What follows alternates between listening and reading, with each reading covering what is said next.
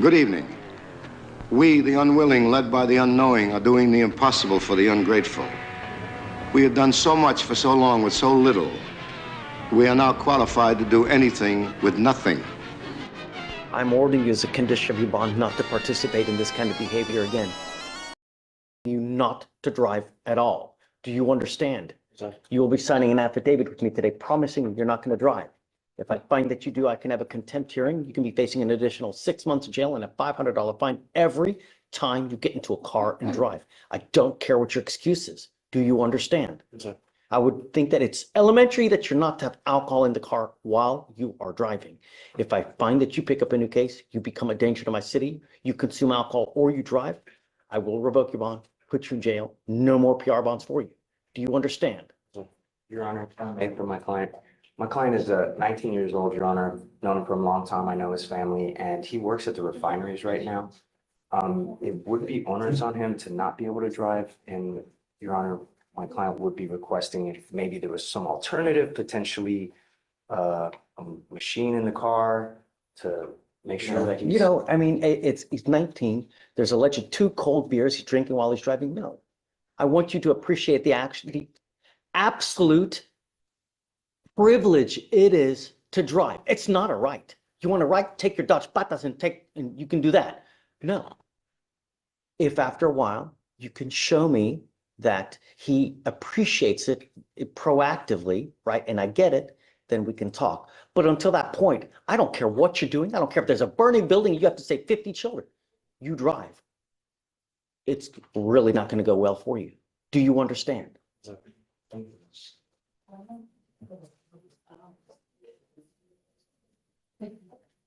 It's not set in stone, but I want to know that he's not taking it for granted anymore and that he absolutely appreciates it. And I think that living in a city as big as Houston without the ability to drive blows, and we'll see whether you actually see it or not.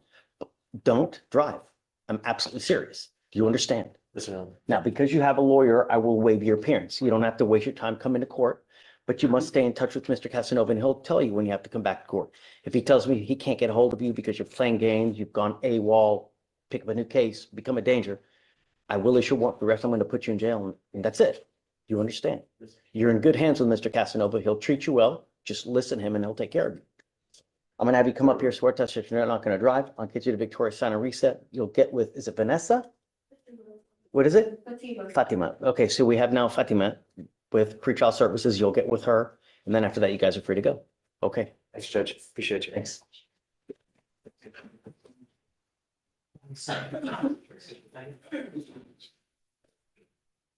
Okay, hi. Ms. Turner. Good morning. How are you? Two for an arraignment today. First one is Wonk, last name, first name Fred. It's a Walker? Wonk, W-O-E-N-K. Sorry. Okay, Mr. Wong? Come on up, sir. Other way.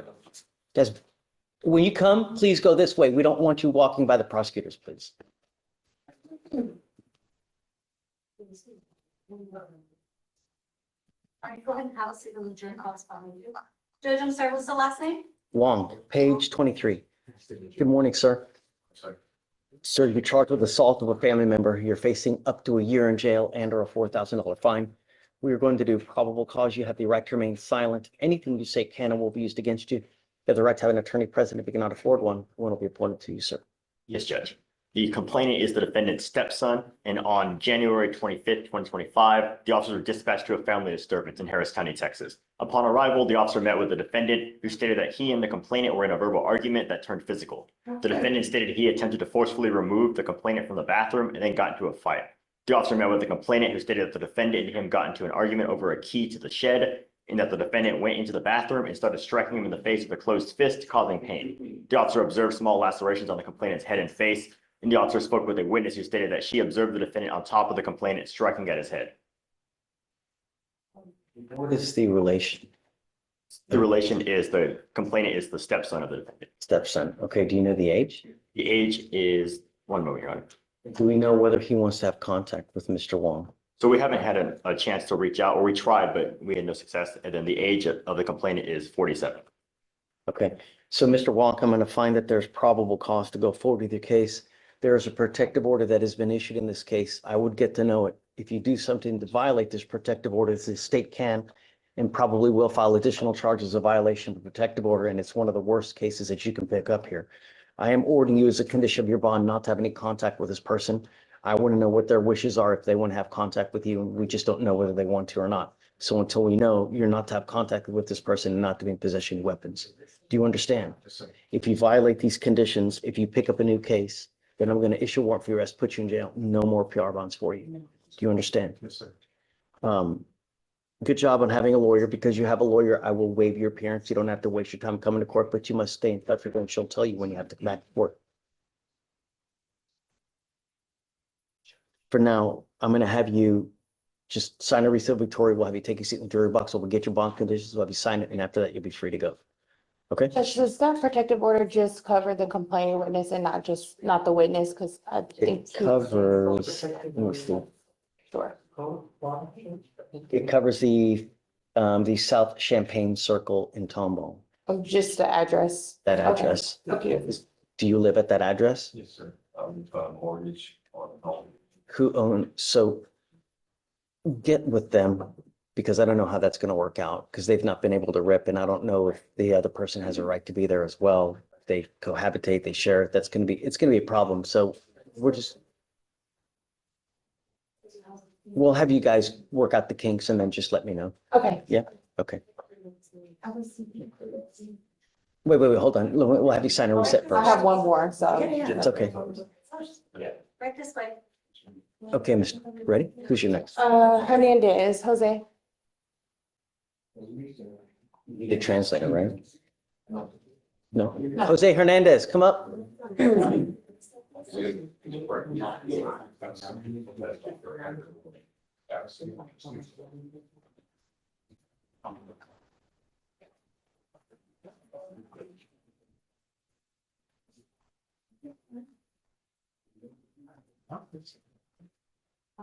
Right now, so they will join this behind you.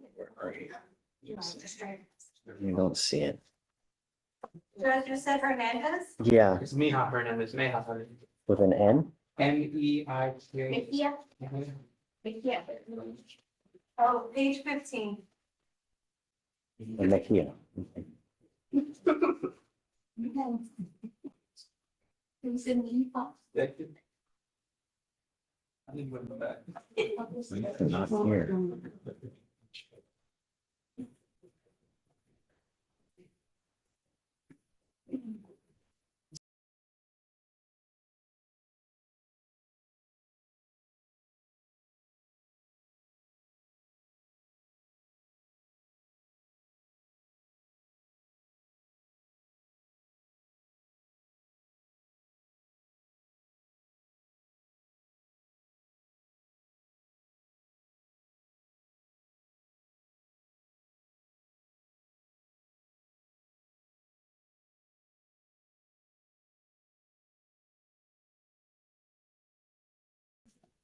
There we go.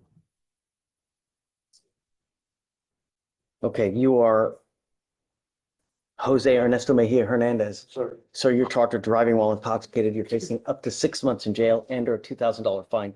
We're going to do probable cause. You have the right to remain silent. Anything you say can or will be used against you. You have the right to have an attorney present. If you cannot afford one will be appointed to you, sir. Okay. On January 26th, officers were dispatched to an accident at 2200 West Sam Houston Parkway North. Officers observed a green neon vehicle with front end damage on the shoulder of the road. Officers made contact with the driver, who appeared to have glossy eyes and slurred speech. After relocating to a gas station, the defendant stated he was returning from his girlfriend's house. Defendant stated that he had 2 Modelos, but did not know the size of them. SFSTs were conducted, 6 out of 6 on the HGN, 4 out of 8 on the walk and turn, 3 out of 4 on the one leg stand. DICs were read, breath test performed, and he blew .094. And there's criminal history, reckless driving, 2016. Any other priority WIs? No, Your Honor. Can you run his license, please? Mr. Mejia Hernandez, I'm going to find that there's probable cause to go forward with the case. I'm ordering you as a condition of your bond not to consume alcohol illegal drugs or unprescribed controlled medication, I'm going to randomly test you. If I find that you're consuming alcohol or any kind of illegal drugs, I'm going to revoke your bond, put you in jail. You understand? Sir.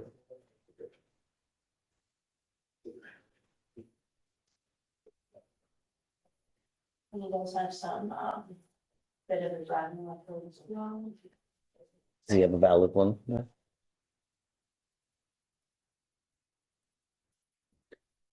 I believe so.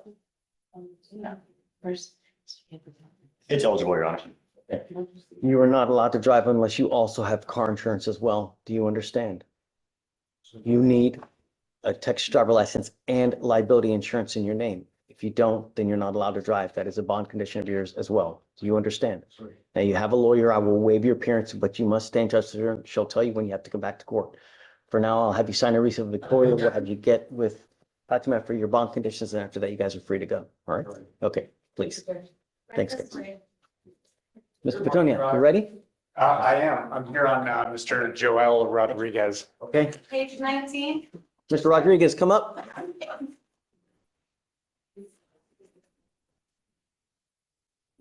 Do you have the co-defendant as well? I do not. Do you know, do you know? I'm unaware whether he's hired. Okay. You are Joel Rodriguez? Sir. Mr. Rodriguez, you're charged with racing on a highway. You're facing up to 6 months in jail and or a $2,000 fine. We're going to do probable cause. You have the right to remain silent. Anything you say can or will be used against you. You have the right to have an attorney present if you cannot afford one. One will be appointed to you, sir. Yes. On January 23rd, 2025, the officer observed a black Silverado and a white Honda Accord at the 7800 block of South Highway 6, turning left at a high rate of speed. The officer made a U-turn at the intersection to follow both vehicles and had to travel approximately 66 miles per hour in a 40-mile-per-hour zone. The officer observed the motor vehicles to be side by side, with the Honda flashing its emergency lights. The officer observed the Honda turn off the lights and both vehicles began to speed up again, driving side by side. Both vehicles ran a red light and the officer attempted to catch up to both vehicles, traveling approximately 90 miles per hour in a 40-mile-per-hour zone. The officer briefly lost sight and re-observed the Silverado as the motor vehicle continued traveling eastbound. A traffic stop was initiated and the officer made contact with the defendant, the driver, and sole occupant. The defendant stated, when asked about the high rate of speed, "No, I was on my way home with my friend Adam. Adam was following me home." The co-defendant then arrived, claiming he was there to check on the welfare of the defendant, and the co-defendant stated, "I was following him home, but I broke it off because I wanted to get something to eat."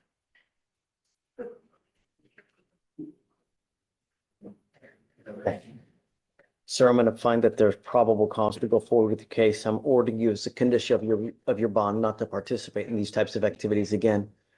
If I find that you do, I'm going to take your privilege to drive away from you. Do you understand? Yes, Your Honor. Living in a city as big as Houston without the ability to drive sucks really, really bad. Do you understand? Yes, Your Honor. All I'm asking you to do is don't race, no reckless driving, street takeovers, donuts, anything of this nature. Do you understand? Yes, Your Honor. There are proper places in Houston to do it, not on 610 or 59.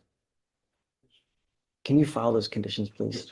All right. Now, you have a great lawyer. Listen, Mr. Petoniak, he will help you out. Because you have him, I will waive your appearance. You don't have to waste your time coming to court, but stay in touch with him. He'll tell you when you have to come back to court. Yes, Your Honor. For now, we'll just have you sign a reset. We'll have you take a seat in the jury box. We get your bond conditions. We'll have you sign it. And after that, you'll be free to go. All right. All right. Thank you, Judge. So is the co-defendant on today too? He was, but we asked for a reset. So he got. How is that possible? He got a reset. Judge, Let me see. I have a very important call. Oh, that's right. All right. Well, I think we set it for Monday. Yeah. Okay, ready? Hi. What's going on with you? Judge, I've got a Javier Ibarra Coronado, Ready? first setting. Okay.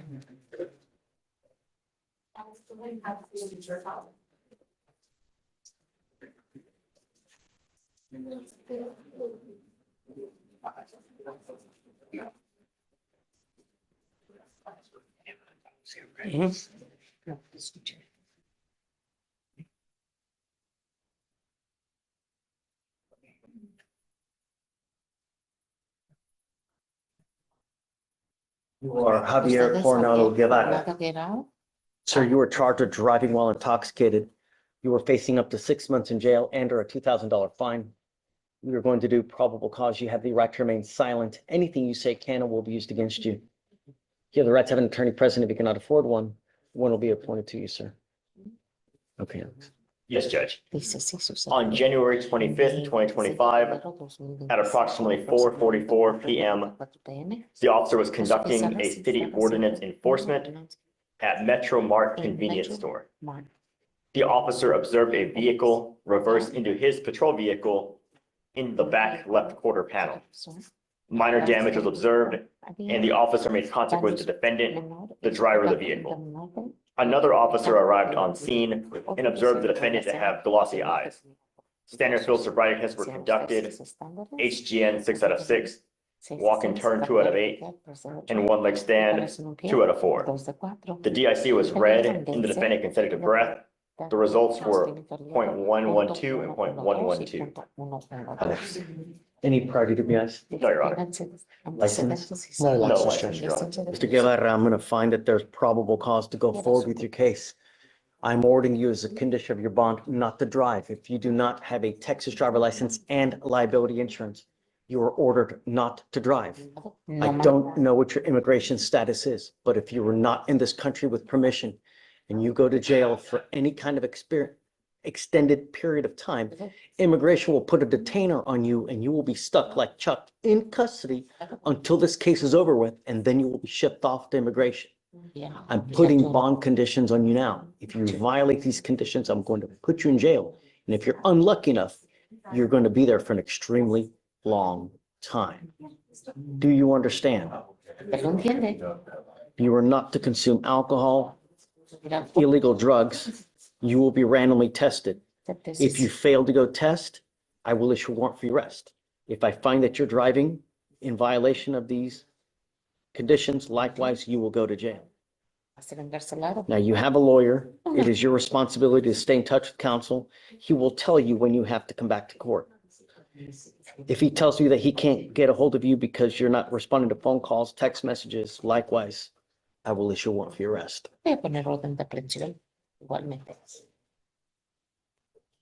Okay. For now, I'm going to have you sign a promise with us that you're not going to drive. After that, I will get you to Victoria where you will sign a reset. You will then get with Fatima for your bond conditions, and after that, you're free to go. Thank you, Judge.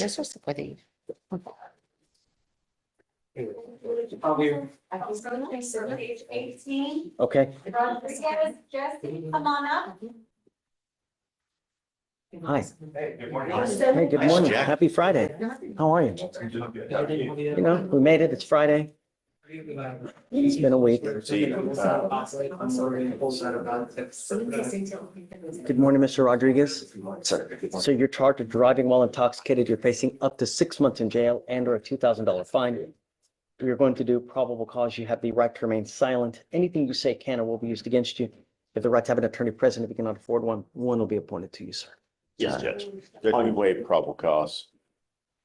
Do you have a Texas driver license? I'll run it, Your Honor. And any prior DWIs? California. He has California driver's license, Your Honor. I guess any prior DWIs will be the There you go. operative question. Hey, I'll just run it in NCIC, Your Honor, because I see no driver's license on our system, but I'll try to run that again as well. He recently moved here from California, Your Honor, with a California driver's license. And I'm assuming that you're going to do the ALR and all the Yes, jazz. sir. So I trust you, Doug. So since you're waiving PC, I'm still going to find probable cause to go forward with the case. I'm ordering you as a condition of your bond not to consume alcohol, illegal drugs, or unprescribed controlled medication. I'm going to randomly test you. If I find that you're consuming alcohol or illegal drugs, a warrant for your arrest will be issued. You will go to jail. If you pick up any other new cases, likewise, I'm going to revoke your bond, put you in jail. As long as you have a valid license to drive and liability insurance, you may drive, and he will tell you if it does become suspended. If it does, at that point, you may not drive. No prior DWIs? No prior. All right, so you have a lawyer. I will waive your appearance because you have a lawyer. You don't have to waste your time coming to court, but just stay in touch with Doug and he'll tell you when you have to come back to court. Thank you. All right? Okay, guys. Have you signed a reset? We'll go with pre-trial and then you guys are free to go. Thank you very much. Happy Friday. Go ahead and sign for Lisa. All right, Judge. Page 1, Bob, come on up. Uh,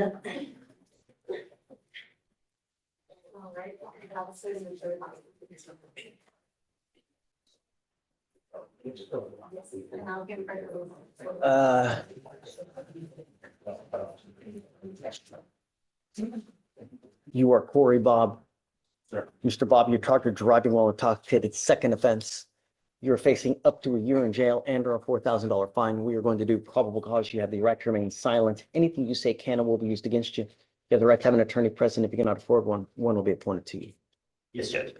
On January 24th, 2025, at 10:13 p.m., officers were dispatched to a major crash on Irving Boulevard in Harris County, Texas. The defendant ran a red light and another vehicle struck the back left rear of his vehicle, and officers arrived on scene and saw the defendant sitting in the driver's seat with keys in his pocket and the engine running. The officer observed the defendant to be unsteady on his feet with an odor of an alcoholic beverage. The officer then observed the defendant to be unsteady on his feet and needing help walking at times. Furthermore, they observed red glossy eyes, slurred speech, and a strong odor of an alcoholic beverage. The defendant stated he was coming from a club and was heading home. The defendant stated he had 3 to 4 drinks, and standard field sobriety were then conducted. HGM 6 out of 6, walk and turn 5 out of 8, one leg stand 3 out of 4. A search was conducted on the defendant's vehicle, and the officers found a 1/5 full bottle of whiskey in the passenger seat in a bag, and the defendant consented to breath, and the results were 0.175 and 0.162. Are you telling me that he's consuming alcohol allegedly while driving? There's no indication of being cold to the touch or anything, just 1/5 full on the passenger seat. What was it? A bottle of whiskey. Right. Mr. Bob, I'm going to find that there's probable cause to go forward with your case. Can you run his license, please? It's eligible, Your Honor. I'm ordering you as a condition of your bond not to consume alcohol or illegal drugs. I'm going to randomly test you. If I find that you're consuming illegal drugs or any kind of alcohol, I will put you in jail. Because it's a second offense, I'm now placing a restriction on your license. You are not allowed to drive any vehicle that doesn't have an ignition interlock on it. If you're caught driving a vehicle that doesn't have an interlock, I'm going to put you in jail. Do you understand? I'm sending notice to DPS in Austin where every single officer now knows that any vehicle that you drive is required to have an interlock. So if you're pulled over and it doesn't have an interlock on it, then they're going to take you to jail. Do you understand? Okay, please. Yes. I'm sorry? 7. My counsel didn't show up. I don't know. You have a lawyer? Yeah, I do, but he didn't show up. George Powell. Oh, well, let's do this. I didn't realize it. So let's do this. I'll have you sign a reset. We'll have you get with Preachal for your bunk and it's just hang tight. He'll be here. I mean, we start early and I don't know. Don't fret. I'm sure that he's on the way. Okay. I know George. He's a good guy. We'll just have you take a seat after you sign both your conditions and then we'll wait for him to come. Okay? Please. Right this way. All right, Judge, next is Diaz. Get you going, bringing them out. Yes. It's blank, the data, just wait for you to send it. Page 4, Diaz. All right, coming up, Mr. Diaz. You speak English, sir? Yes, sir. All right, Mr. Diaz, I don't know why we have you in custody. Well, I'll tell you now. Yes, sir. You, with us, have picked up a possession of a controlled substance. You are facing up to a year in jail and or a $4,000 fine. What I see is that you are now also on felony probation for possession of a controlled substance. It looks like they've issued a warrant. You're set at no bond on that case. So we have to take you into custody. I can't let you go with a felony warrant. So what'll happen is you will probably roll up on Monday's docket in felony court. And then, assuming you have a lawyer, they'll help you out upstairs. So regardless, we're going to do probable cause in our case. You have the right to remain silent. Anything you say can and will be used against you. You have the right to have an attorney present. If you cannot afford one, one will be appointed to you. I will also appoint you a lawyer this morning. Yes, sir. I just got done talking to he's on his way actually. Who's your lawyer? Robert Reyes. I just got done here talking to him before he pulled me in the room. Okay, we're gonna do probable cause and then I'll just have you in back. When we get to any issues, we can always talk. Yes, sir. Thank you. Please. Yes, Judge. On January 25th, 2025, at approximately 1:18 p.m., the officer is dispatched to Katy City Park in Harris County, Texas, in regards to a male drinking in public. Dispatch notes described a Hispanic male wearing black pants and a black and gold jacket. Upon arrival, the officers observed a person matching that description walking away from a field where the suspect was reported being suspicious. The officers met with a witness who observed the defendant walking towards the parking lot and west of the field, and then the officer made contact with the defendant and observed him appearing intoxicated, slurred speech, incoherent speech, unsteady without the ability to stand, and the defendant was detained, and the defendant was uncooperative and made demands ensuring the officer of street accreditations, and a pat down was then conducted. The defendant was in possession of an amoxicillin bottle with the defendant's name on it. The bottle contained illegal contents. In the bottle was a pinkish, orangey, unknown pill and a white pill. The white pill was recognized from training experience as Xanax with a weight of 0.29 grams. What's he doing? Walking while Hispanic? You know? What? Really? Your Honor, there was a report of a person drinking in public, and then there was a witness who saw him walking to the parking lot, and then they gave a description, and he matched that description. Let's do this. I'm not ready to rule on your case. Let's wait for your lawyer to get here. I'm gonna have him look at everything and then we'll go from there. Do you mind? All right. Okay, you got it, man. Judge, you wanted me to appoint someone? No. I think he said he has Valle, but, Well, with bias. yeah. All right. Next is page 9. Marquez, come on up. Did Jackson check in? Martinez. This will be there, so this is discussing. Come up. You're not allowed to leave in the blue shirt. We'll take him back. Misunderstanding. Come up. With the officer. Is it the same, Marquez? Marquez, go ahead and up there to the bench.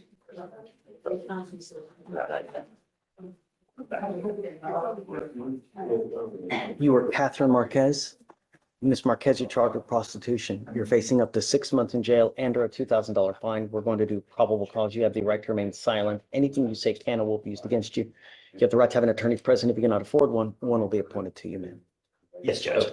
On January 25th, 2025, the officer was at the 5219 Telephone Road location as an undercover officer conducted an investigation at an after-hours club after receiving a complaint of prostitution. While at the club, an officer was approached by the defendant, and during their conversation. Second, Alice.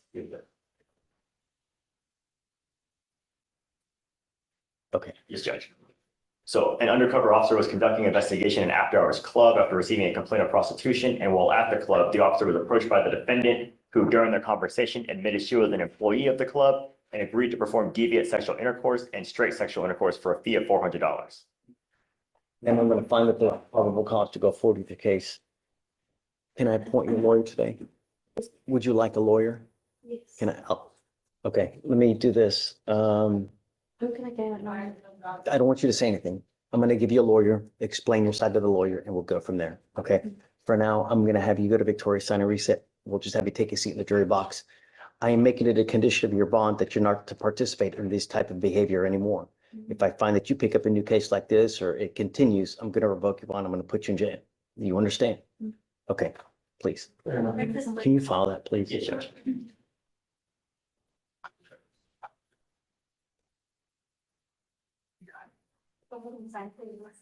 All right, Judge, next is page 16, top of 16.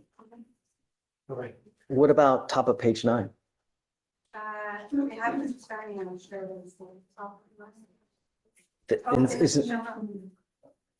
That's the one that's, damn.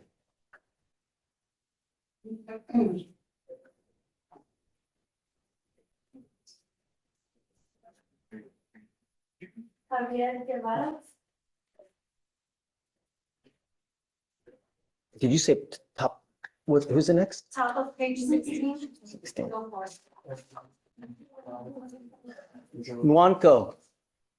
Nambi, Nwanko, come on up.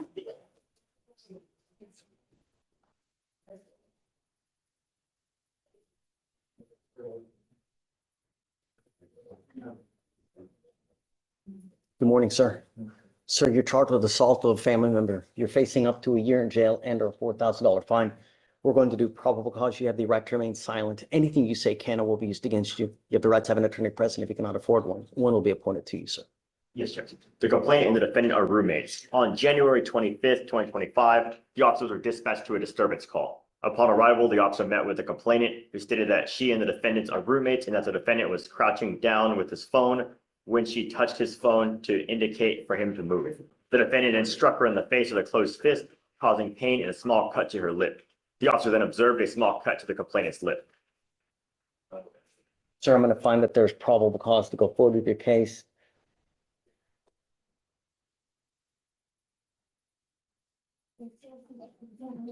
There's a protective order that has been issued in this case. I would get to know it. If you violate this protective order, they can file additional charges against you. A violation of protective order is one of the worst cases you can pick up. Do we know if she wants to have contact with him, Alex? He attempted to reach out, but no success. Until I know that she wants to have contact with you, I'm ordering you not to have contact with her. You're not to be in possession of weapons as well. Do you understand? If you violate these conditions, I'm going to issue a warrant for your arrest. I'm going to put you in jail. No more PR bonds.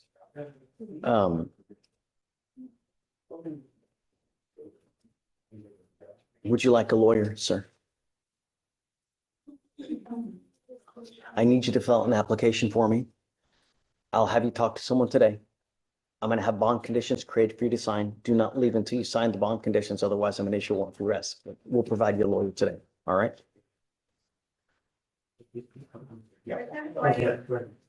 All right, Judge, right below that. Ashley Orange, come up. Yeah. All right, go ahead and have a seat in the jury box with that. Hi, Gabe.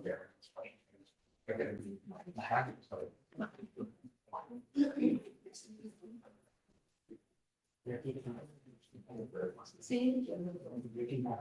Okay.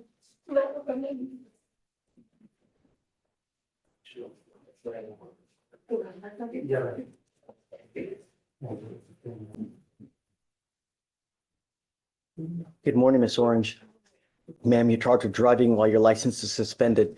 You're facing up to 6 months in jail and or a $2,000 fine. We're going to do probable cause. You have the right to remain silent. Anything you say can or will be used against you. You have the right to have an attorney present if you cannot afford one. One will be appointed to you, ma'am. Yes, Judge. On January 24, 2025, the officer conducted a motor vehicle check on the defendant's vehicle while traveling on the 7500 block of West 1960 Road in Harris County, Texas. The officer observed the registration to be expired as of January 2024 and no valid financial responsibility on the vehicle. A traffic stop was initiated and the officer made contact with the defendant, the driver of the vehicle. The officer conducted a person check on the defendant and saw her driver's license was suspended as of February 1st, 2024, and she was identified with a Texas ID. All right, Miss Orange, I'm going to find that there's probable cause to go forward with your case. I'm ordering you now as a condition of your bond not to drive. I don't care what's going on in your life. If you want to drive, go get a license, get liability insurance. But if I find that you drive, it's going to go really, really wrong between us. Do you understand? I'm going to have you sign an affidavit. This is a promise that you're going to make to me that you're not going to drive. I don't care if there's a burning building with 50 kittens that need to be saved. Do not drive. Do you understand?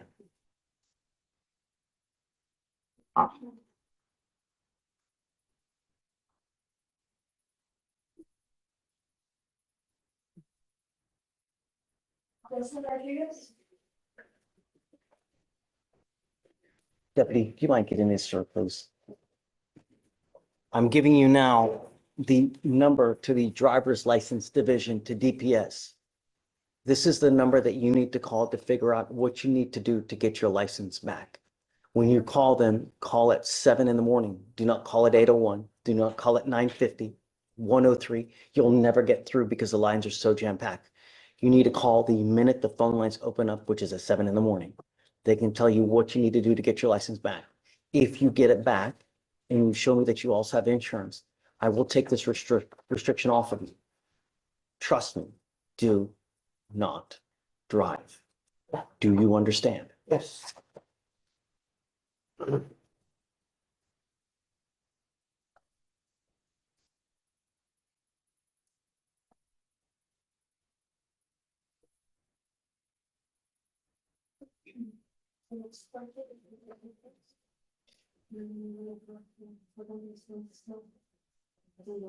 You need a lawyer to represent you in this case. Would you like me to give you a court-appointed lawyer? Okay, I will give you one. I need you to fill out an application for me. I'm gonna have you swear to us that you're not gonna drive. After that, I'll get you to Victoria, sign a reset, and then we'll have you take a seat in the jury box where we find your lawyer. Okay? Please.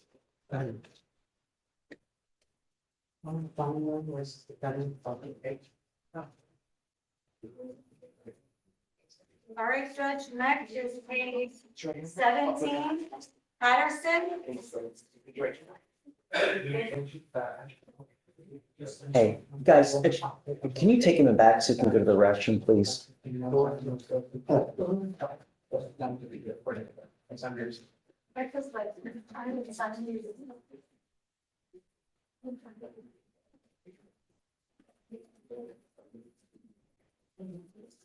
You are Miss Patterson? Yes. And you are charged with criminal trespass of a habitation or shelter.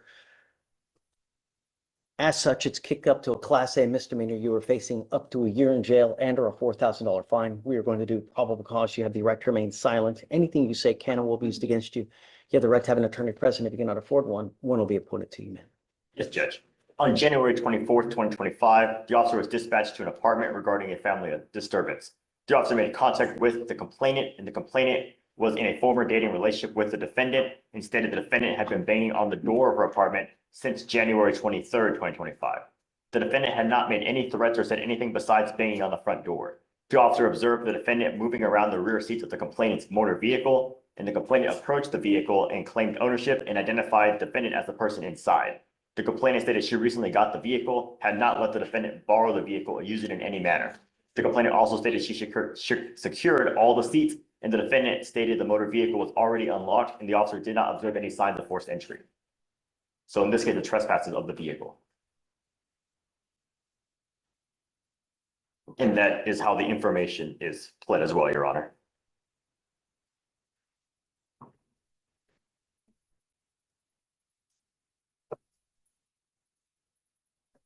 I don't know if that counts as a habitation, And Your Honor, shelter, super fund, Your Honor, car. as the information reflects, the charge is just criminal trespass with the vehicle being alleged to be the trespass. There's no mention of a I habitation. get it, but you picked it up. Like if it was a Class B, okay. But in this case, the intake made it a Class A by saying it's, typically this enhancement is reserved for a structure, right? Like a house, an apartment, a shelter. I don't know if a car counts. Let's look it up.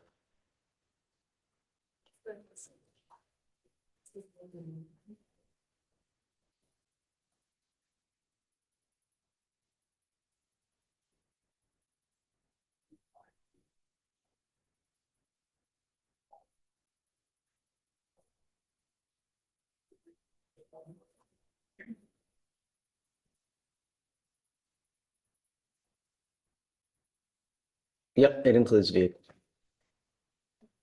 Habitation means a structure or a vehicle that is adapted for the overnight accommodation of persons and includes each separately secured or occupied portion of the structure or vehicle, and each structure appertaining to or connected with the structure or vehicle. Vehicle includes any device in, on, or by which any person or property is or may be propelled, moved, or drawn in the normal course of commerce or transportation. Except such devices as are classified as habitation. Okay, all right. Ma'am, I'm going to find that there's probable cause to go forward with your case. I'm ordering you as a condition of your bond not to have any contact with this person and not to go where they live. Do you understand? The complaining witness in this case. That's where I live. And they here today. This, I'm going to appoint you a lawyer today. Okay. We'll have you guys work out the kinks. The only thing I want is I don't want you to have contact with the complaining witness in this case, no weapons, and not to go where they live or where they work. Do you understand? Unless I know that they want to have contact with you. So we're going to find out. Have you done a rip?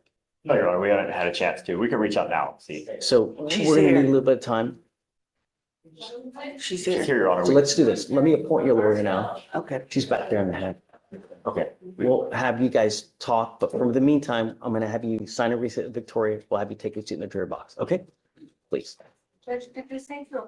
please. And then, so you saw who that is? Yes, Judge. Go ahead and sign for it. It's the CW, William.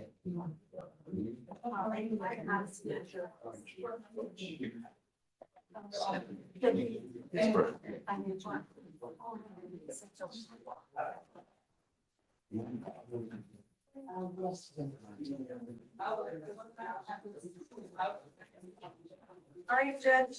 Hold on. Do you have an arraignment? We're doing arraignments. Let me just blow through these first and then, All right, Judge, page 18, Kenya, come on up.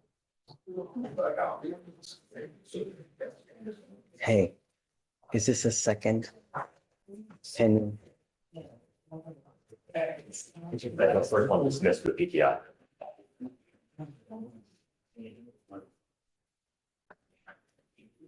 Ms. Pena, you are charged with driving while intoxicated. You're facing up to 6 months in jail and or a $2,000 fine. We're going to do probable cause. You have the right to remain silent. Anything you say can or will be used against you. You have the right to have an attorney present. If you cannot afford one, one will be appointed to you, ma'am. Yes, Judge. On January 24th, 2025, the officer observed the defendant's vehicle in front, following a vehicle very closely at the 2800 block of Center Street in Harris County, Texas. An NCIC search showed an unconfirmed insurance status with no match found within the last 45 days.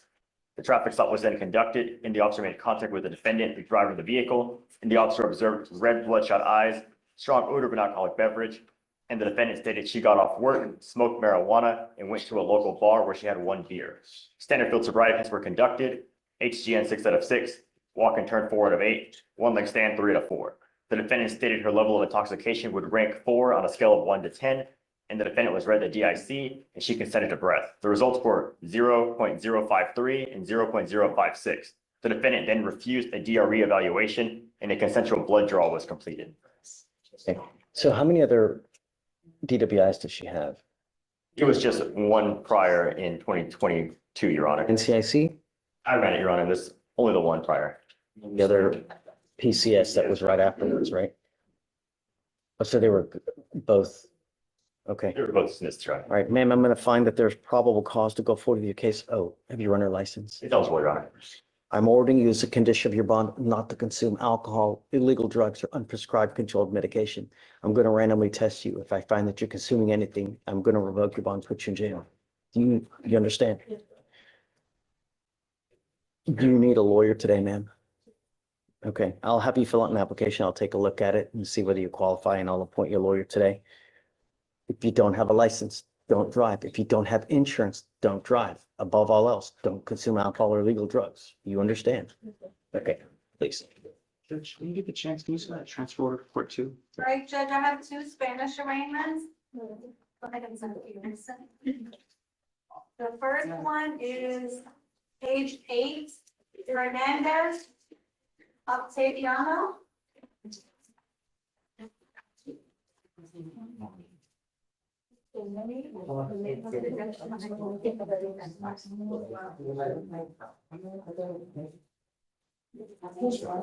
Por favor, conteste a voz alta. Okay.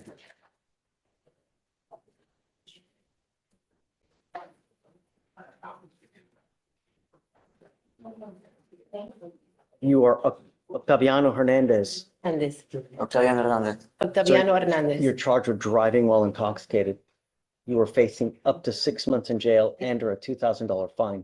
We are going to do probable cause. You have the right to remain silent. Anything you say can or will be used against you. You have the right to have an attorney present. If you cannot afford one, one will be appointed to you, sir. Yes, sir. On January 24th, 2025, the officer was patrolling the 5900 block of Glenmont and observed the defendant's vehicle. The officer ran the license plate through NCIC and observed the registration to be expired as of May 2024. A traffic stop was initiated and the officer made contact with the defendant, the driver, and sole occupant of the vehicle. The officer observed a strong odor of an alcoholic beverage, red eyes, slurred speech, and poor balance. The defendant admitted to drinking 5 12-ounce cans of Budweiser beer, but then changed it to 2 cans. The defendant stated he started drinking at a friend's house, stopped drinking just now. Standard field sobriety tests were administered, HGN 4 out of 6, and during the HGN, the defendant continued to move his head and refused to follow directions. The officer found 3 out of 4 clues on the one-leg stand, and the walk and turn was refused after 2 out of 8 clues were found. The defendant was read to DIC and refused breath. A blood search warrant was signed and executed. Private duty eyes, No, Your Honor. license. No license on file. Okay. Mr. Hernandez, I'm going to find that there's enough probable cause to go forward with your case. I am ordering you as a condition of your bond not to consume alcohol, illegal drugs, and prescribed controlled medication. If you do not have a Texas driver license and liability insurance, Mr. Hernandez, you are also not allowed to drive. You will be signing a promise with me today that you are not to drive. I don't care what's going on in your life. If I find that you drive, I'm going to put you in jail. If you are not in this country with permission and you go to jail for anything more than 4 hours, it's very possible that immigration puts a detainer on you and you will be stuck like Chuck in custody until this case is over with and then shipped off to immigration. This is the only warning that you're going to get from me. Take it what you will.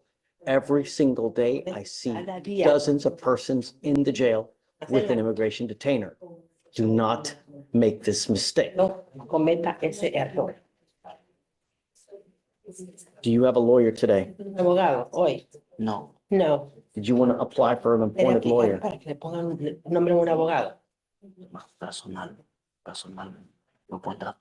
A personal one, I would like to get one.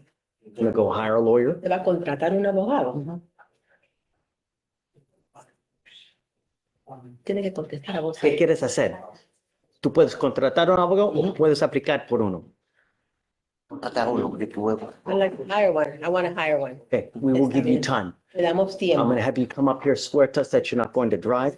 Que usted no va a manejar. After that, I will get you, Eso. after that, I will get you to Fatima, who will explain to you your bond conditions. And after that, you're free to go. Entonces, de Do ahí not consume alcohol. Do not drive. no maneje. Okay. THA. Okay. All right, Judge, the next one is page 17, Oriana.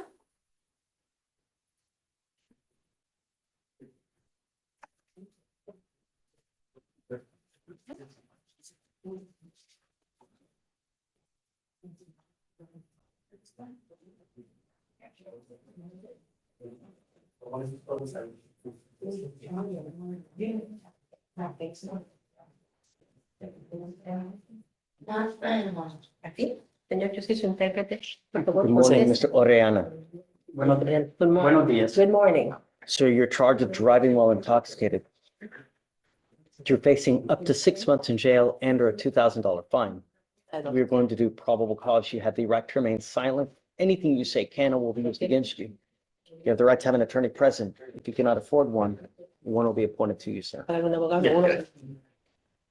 On January 25th, 2025, the officer arrived on scene and made contact with another officer who had been en route to a burglary and observed the defendant's vehicle traveling in the middle of a two-way road. That officer had pulled over to the right as far as possible, slowed down, and the defendant still struck the patrol vehicle on the front left side. The officer stated that the motor vehicle continued to drive, turned into an apartment complex, and the officer pulled up behind the vehicle as it was waiting for the gate to open. The defendant exited the vehicle, and the officer made contact with the defendant. The defendant stated he did not know who he had struck, and the officer observed red glossy eyes, slurred speech, a strong odor of an alcoholic beverage. Standard field sobriety tests were administered, HGN, 6 out of 6. Walk and turn, 5 out of 8. One leg stand, 2 out of 4. The defendant read the DIC and considered a breath. The results were .141 and .145. Mr. Oriana, I'm gonna find that there's probable cause to go forward with your case. I'm ordering you as a condition of your bond not to consume alcohol, illegal drugs, or unprescribed controlled medication. I'm going to randomly test you. If I find that you're consuming alcohol or any kind of illegal drugs, you will go to jail. No more PR bonds for you. And there's no license on file, Your Honor. Prior to the honest. No prior, Your Honor. Okay. If you do not have a Texas driver license and liability insurance, Mr. Oriana, you are not allowed to drive. You will be signing a promise with me today. I hope you take this seriously. This is the only warning that you will get. I don't know what your immigration status in this country is, but if you're not in this country with permission and you go to jail for any kind of any kind of period of time, it's very possible that immigration finds you, puts a detainer on you, and you will be stuck in custody until this case is over with, and then you will be shipped off to immigration. Do you understand? Do not drive, do not consume alcohol or illegal drugs. Otherwise, it's not going to end well for you.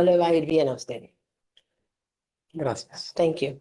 Tell me, did you want to apply for a court appointed lawyer? Solicitar un abogado de planta. Sí. Yes. All right, I will give you an Le voy a dar application. una aplicación. I will take a look at it, Entonces la see miro. whether you A qualify ver si for. usted I'm cualifica para un abogado. gonna have you come up here, swear to us that you're not gonna drive. I will get you to Victoria where you will sign a reset. You will then get with Fatima for your bond conditions, and after that, we'll have you take a seat in the jury box, sir. Please. All right, Judge, next is page 1. Alfaro, come on up. Tony, we need him to, the affidavit, please.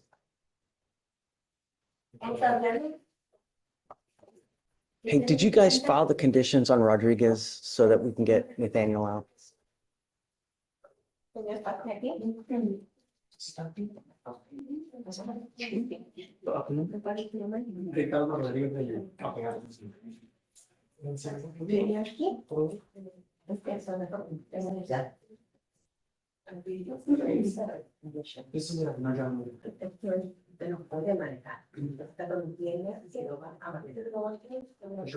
Levante su mano derecha.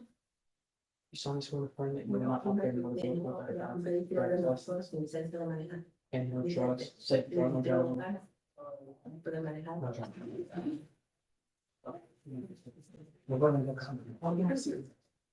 Did you get conditions on Joel Rodriguez?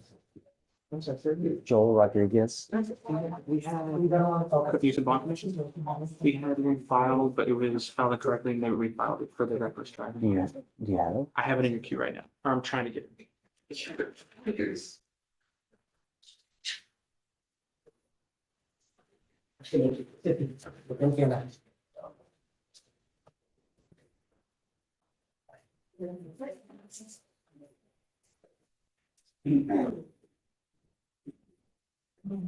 And which one did they file it on? They filed it on the wrong one, you said? They didn't include reckless driving and then street takeovers, it just included, I see it. Okay, Joel Rodriguez, come up.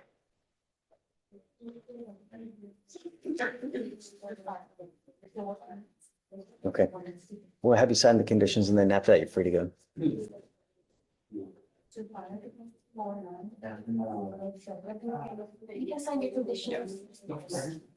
What is your last name, sir? Alfaro. Page 1. Okay, you are Ricardo Alfaro.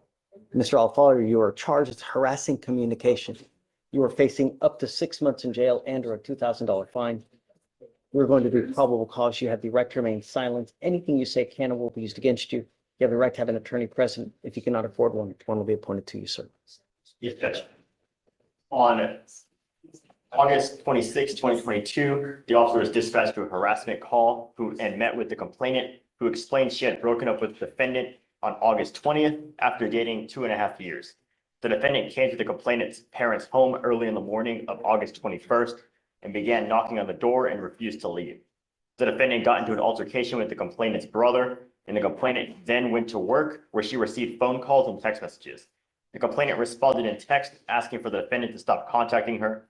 And over the next 2 days, the defendant continued to text the complainant asking to just talk. On August 24th, the complainant went to the defendant's apartment to retrieve her belongings, and upon returning to her parents' house, the complainant observed the defendant circle the area. On August 25th, the complainant's father observed the defendant parked down the street in the vehicle.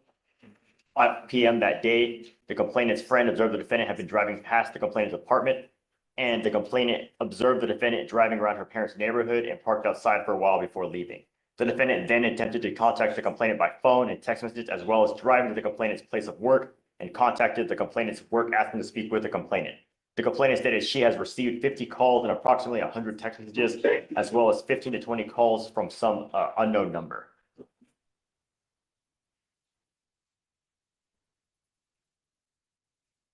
So far, I'm gonna find that there's probable cause to go forward with your case.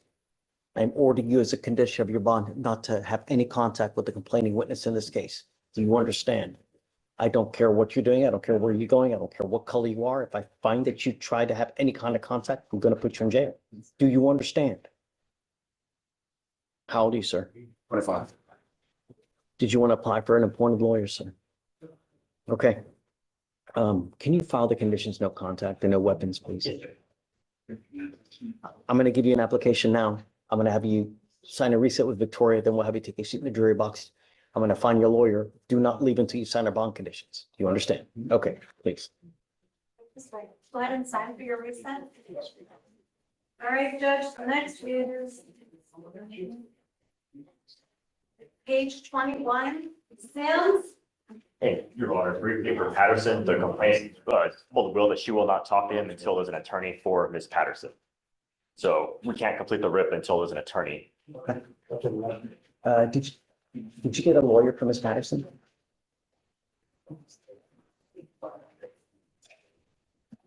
No, not yet, Judge.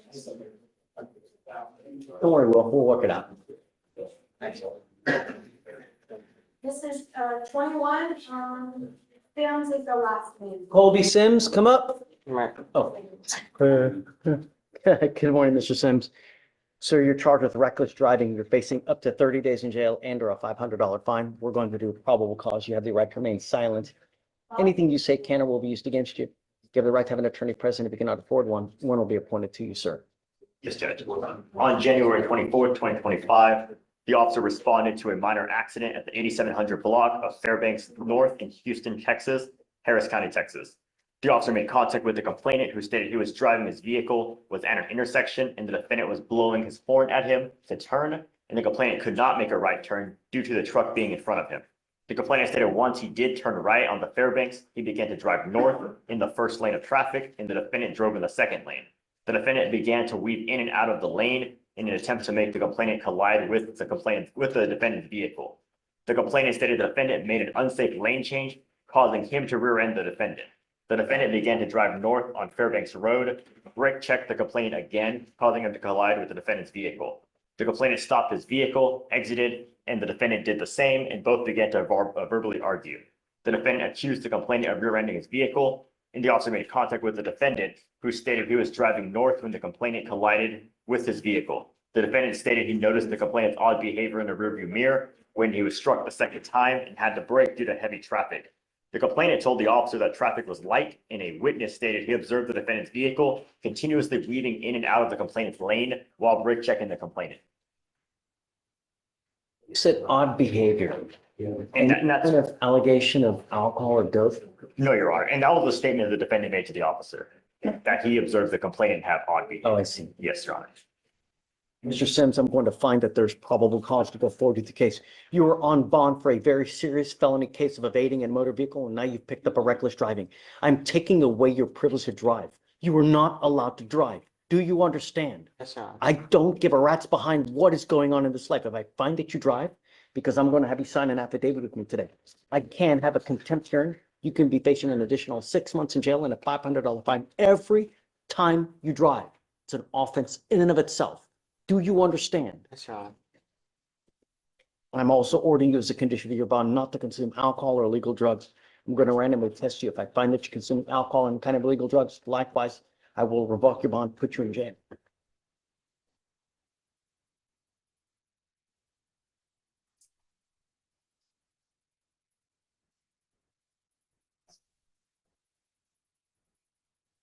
Gabriel Hernandez.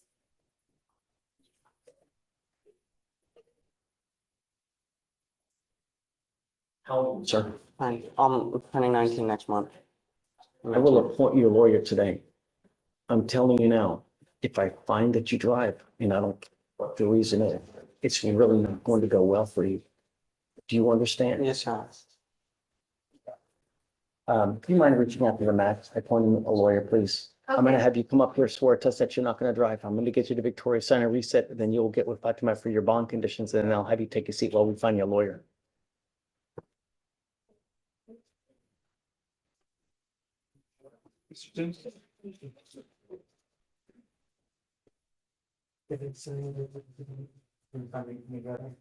All right, Judge, next is page 21. Smith, come on up. Jane Wilson, just also confirm that you. You say Smith? Smith, Judge, was this one taken? No, appoint. Come up, ma'am. Right up. You're Miss Tamika Smith? Yes, sir. Ma'am, you're charged with, terroristic threat. You're facing up to 6 months in jail and or a $2,000 fine. We're going to do probable cause. You have the right to remain silent. Anything you say can or will be used against you. You have the right to have an attorney present. If you cannot afford one, one will be appointed to you. Yes, sir. Yes, Judge.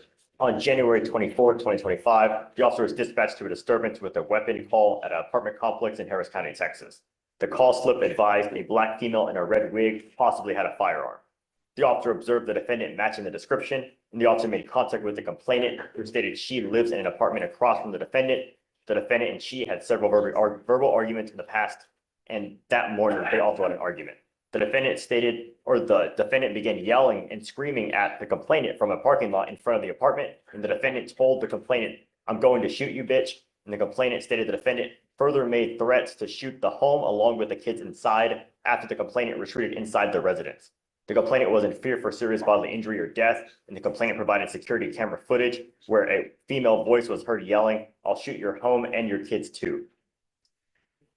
And I'm going to find that there's probable cause to go forward with your case. Yes, sir. Ordering you not to have contact with this person. I'm also ordering you not to have any possession of any weapons as well. If I find that you violate these conditions, I only have one place. I'm going to revoke your bond. Understood. Yes, sir. Would you like a lawyer today, ma'am? Yes, please. I'm going to have you sign a receipt, Victoria. We'll have you take your seat in your box. Do not leave until you sign our bond conditions. Okay? Yes, sir. All right, please. Right this way. So can you file no contact, no weapons? Yes, Judge. Go ahead and sign to you, sir.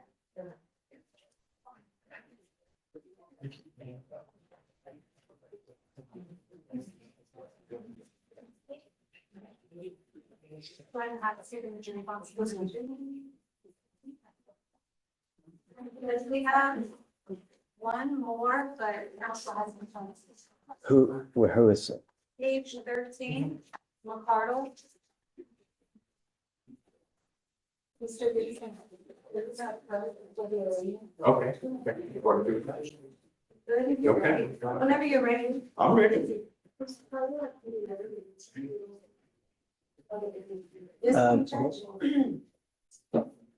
Who's Mr. McCardle? Right there. As you know, if your lawyer's coming here today? They said you were meeting here. Okay, all right. Coming up, Mr. Okay. Davis. Yes, sir.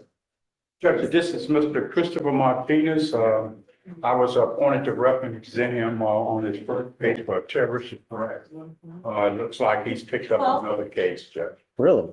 Yes. That's all. Family member. You now stand charged with assault of a family member. You are facing up to a year in jail and or a $4,000 fine. We are going to do probable cause. You have the right to remain silent. Anything you say can or will be used against you. You have the right to have an attorney present. If you cannot afford one, one will be appointed to you, sir. Yes, Judge. The complainant and the defendant are in a dating relationship, and on January 25th, 2025, the officer was dispatched to an assault. Upon arrival, the officer met with the complainant, who stated that he and the defendant are dating and that they had recently gotten into an argument earlier that day.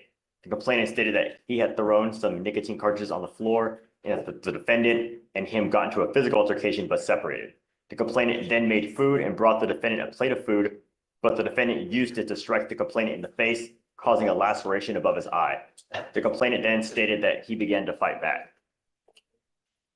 Same complaining witness in the terroristic threat? No, sir, Your Honor, it's not. No, Your Honor. It does appear that the complaining witness in the recent assault was a witness to the previous terroristic threat, but I'm still not sure of the involvement so far. Mr. Martinez, I'm going to find that there's probable cause to go forward with your case. I'm ordering you as a condition of your bond not to have any contact with the complaining witness in this case and not to be in possession of weapons. Do you understand? Yes, sir.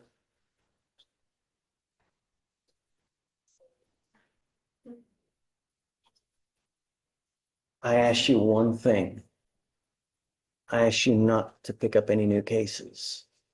You have done, because you have done this now, I'm going to revoke your bond on your first case, and I'm going to put you in jail right now. Goes with you, officer. Thank you, Your Honor. Thank you, Mr. D. 5,001. Yeah. And tell me, did he get a PR bond on that small case? Was this Martinez? Oh, Martinez.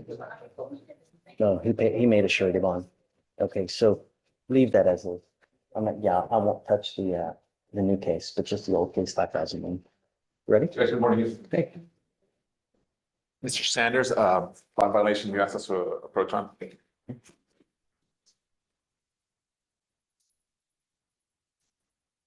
Page 20. Dominic Sanders, come up.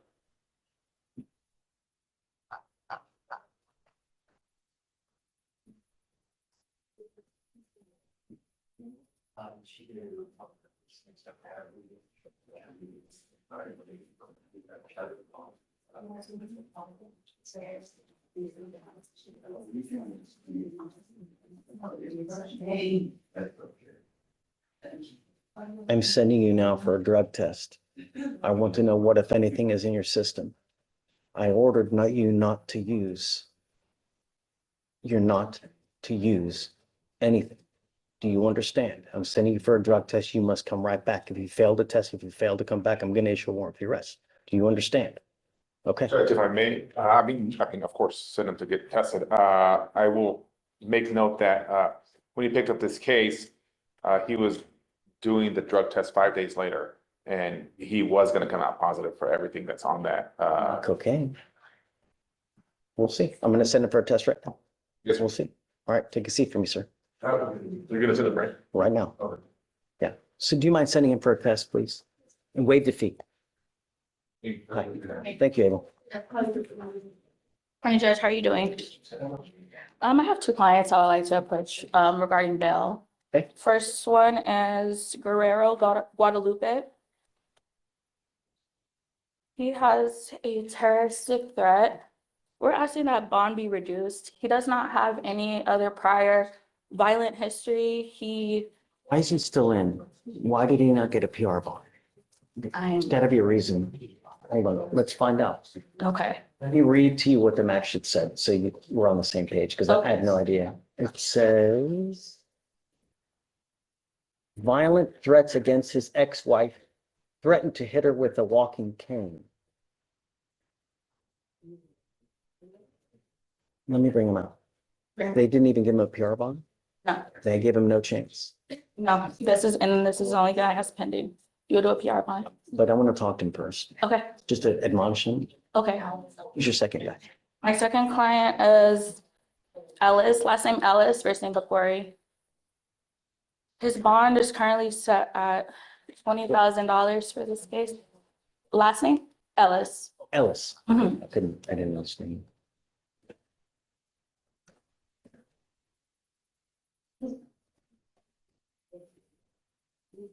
Let me read this to you. So what I'm reading to you is why the magistrate decided to do what they did as far as not giving a PR bond, making the bond as high as they did. Okay, A lot of times they will have more information that we have here okay, because they'll do a deep search like an NCIC or whatnot to see all criminal history. So And this one's long. It says, defendant on a 3-year deferred for a state jail felony since 3/21/24, stole CBD disposables. This case, witness called to report a man dancing around and waving a firearm in the air at 5900 Long Drive. Law enforcement officers arrived, saw defendant matching the description sitting at a bus stop at location, saw butt off gun sticking out of his pocket. Leo told defendant to put his hands up. Defendant instead reached for his gun. Leo struggled with the defendant as he continued to reach for his firearm. Holy moly. Finally got him cuffed and approximately 6mm, then recovered a loaded .45 pistol from his pocket. One Leo injured during the struggle, pushed against the wall of a bus stop, sustained minor abrasions. Witnessed identified defendant as the person she saw dancing, rapping, pulling out black pistol from his pants and waving it around multiple times. Not obeying NFC of deferred public safety concerns, indigent per AFC. That's why they did with the struggle, and he's lucky he's shot. There's no body cam footage, so it's not a alleged struggle. I would like. Let's bring him out both and we'll talk to him. Okay. Guys, deputy, do you mind bringing out 2 people for me? I need Ellis, and then I need, it's Guerrero, right? Guerrero. Ellis and Guerrero, please.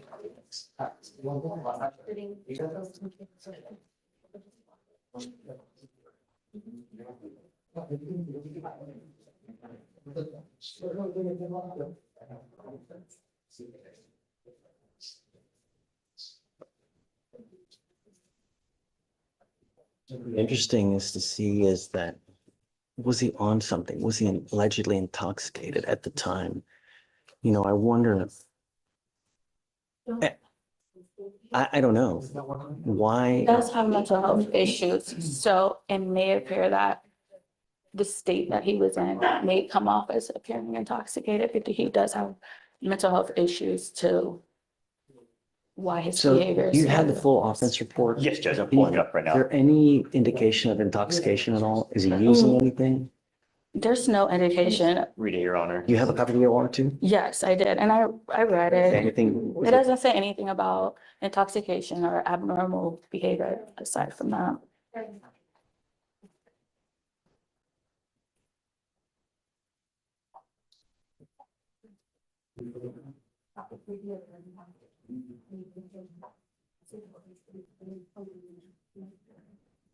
Hey, on the first case on Guerrero, do we know whether the complaining witness wants to have contact? Your Honor, we attempted this morning, we still haven't been able to get successfully in contact with him. I'd like to do PC with him out here. Yes, Judge. Yes, Judge.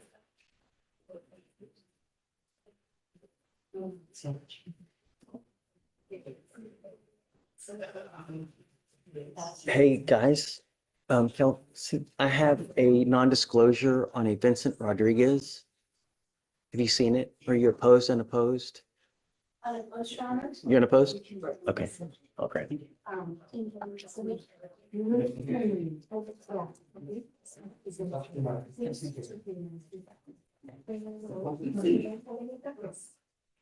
You speak English, sir? Yes, sir. Good morning, gentlemen. How's jail? Ain't fine. Good. It's not supposed to be fun. I'm disappointed. I wasn't even supposed to be there. Let's talk. We'll figure out why. All right. Both of you guys have picked up criminal cases. You've not made bond, and you don't have anyone that's going to make a bond for you. That's why you're in there right now. Your lawyer is asking for me to give you either a PR bond or to lower your bond. And we're going to have a discussion now as to whether that's going to happen or not. I'm a firm believer that everybody should be given at least one chance to see whether they're going to do right or not. Right? So hold on. Just don't say anything yet. You'll get your chance, I promise. Mr. Guerrero, let's start with you. So you're charged with terroristic threat. You're facing up to a year in jail and or a $4,000 fine. We're going to do probable cause. You have the right to remain silent. Anything you say can or will be used against you, sir. Yes, Judge. On January 27, 2025, at 8:11 a.m., the officers arrived on the scene for a weapons disturbance at a residence in Harris County, Texas. The officers met with a complainant and a witness outside the residence and later met with the defendant inside the residence. The complainant stated the defendant, the ex-husband, lives with her at the house since last year. The complainant stated the defendant has threatened her numerous times and she was scared of what the defendant would do if she called the police. And on November 3rd, 2024, the defendant texted the complainant, I didn't put I'm fucking you up when you come back, bitch, but never assaulted the complainant. And in the middle of December 2024, the complainant was on the phone talking with a friend when the defendant approached the complainant from behind and tried to take her phone and shouted, asking who she was on the phone with. The defendant failed to get the phone away from the complainant. The complainant ran out of the residence out of fear. Around Christmas 2024 at approximately 7 to 8 p.m., the complainant and the defendant were arguing about the complainant's boyfriend having a key to her vehicle. The complainant and the defendant went to go get the keys and the defendant stated, I'm going to kill him. The complainant was in fear and the complainant's boyfriend did not want police called. On January 26, 2025, the defendant came out of his room and the complainant's jacket on the chair where the defendant's cane normally rests, and the defendant saw his cane laying on the floor, and the defendant accused the complainant of placing it there. The defendant followed the complainant into the kitchen and was close to her face. The defendant told her, you know I could hit you with this cane. I can hit you with this. Next time I will hit you. The defendant was waving the cane in her face as he said this, and the complainant was in fear of what the defendant may do to her. The defendant calmed down, so the complainant did not call the police. The complainant called the police the next morning because she wanted him out of the house. The witness, the son, corroborated the complainant's telling of events and stated the defendant said to the complainant, I could hit you if I want to, and was close to the complainant in the hallway and was waving the cane in the complainant's face. Guerrero, I'm going to find that there's probable cause to go forward with your case. The magistrate here did not give you a PR bond. If I give you a PR bond, I want assurances that you're not going to have contact with the complaining witness in this case. You're not going to have. She's gonna take me somewhere else. That's it. 95% of the people that are in jail now because they have no self-control. They get upset and they wig out and do whatever they, without thinking, if I do this, what's going to happen? If I say this, what's going to happen? Would you like me to give you a PR bond? Yes, sir. I don't want you to have contact with the complaining witness in the case, sir. I don't want you to have any weapons, and I want you to have self-control. I've given you a lawyer. It is your responsibility to stay in touch with her. I'm giving you a chance now. Yes. Don't pick up any new cases and don't disappoint us. No, sir. You understand? Yes, sir, I understand. And then, do you mind filing those conditions that he's not to have contact with this person? No weapons, Your Honor, as well. No weapons, no contact. I am also entering in what's called a magistrate's order for emergency protection. This is a court order that identifies Ms. Cortez as a protected individual. You cannot commit family violence or an assault against this person. Commit an act in furtherance of an offense under section 42.072 of the Texas Penal Code, which is the stalking statute. You cannot threaten, harass, use another person to communicate a threat or harassing behavior. You cannot be in possession of a weapon or go within 200 feet of where she lives or where she works. Do you understand? Yes, sir, I understand. If you have kids and they live with her, then use someone else. Don't call, don't go over there because you now know no one's going to bond you out. So if you end up going back to jail, you'll be stuck like Chuck. Yes, sir. You understand? Yes, sir. All right, man, I'm giving you a chance. Okay. Okay.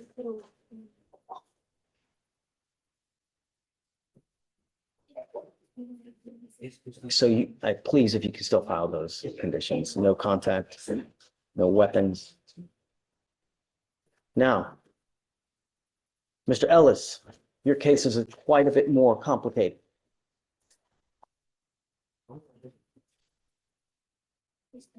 You were charged with unlawful carrying of a weapon. You were facing up to a year in jail and or a $4,000 fine. We're going to do probable cause. You have the right to remain silent. Anything you say can or will be used against you. Yes, Judge. On January 29th, 2025, at approximately 3:29 p.m., the officer dispatched to a weapons disturbance call at 5900 Long Drive in Harris County, Texas. The officers were given a description of the defendant and that he was dancing, waving a gun. The officer arrived at the location and saw the defendant matching the description at a bus stop. The officers observed the handgun sticking out of the defendant's front right pocket, and the officers told the defendant to put his hands up, and the defendant continuously refused orders from the officers to let go of the firearm. The officers used force and pulled the defendant's arms away, and the defendant continued to grip the firearm, attempting to pull it out of his pocket. The officer was hit by the defendant while pulling away, and the officer was thrown into a metal and glass wall at a bus stop. The officer sustained minor abrasions to his right arm, and the officer struggled with the defendant for approximately 6 minutes until detaining him. The officer spoke with a witness who stated she was walking to work and heard and saw the defendant dancing and rapping while waving around a firearm multiple times.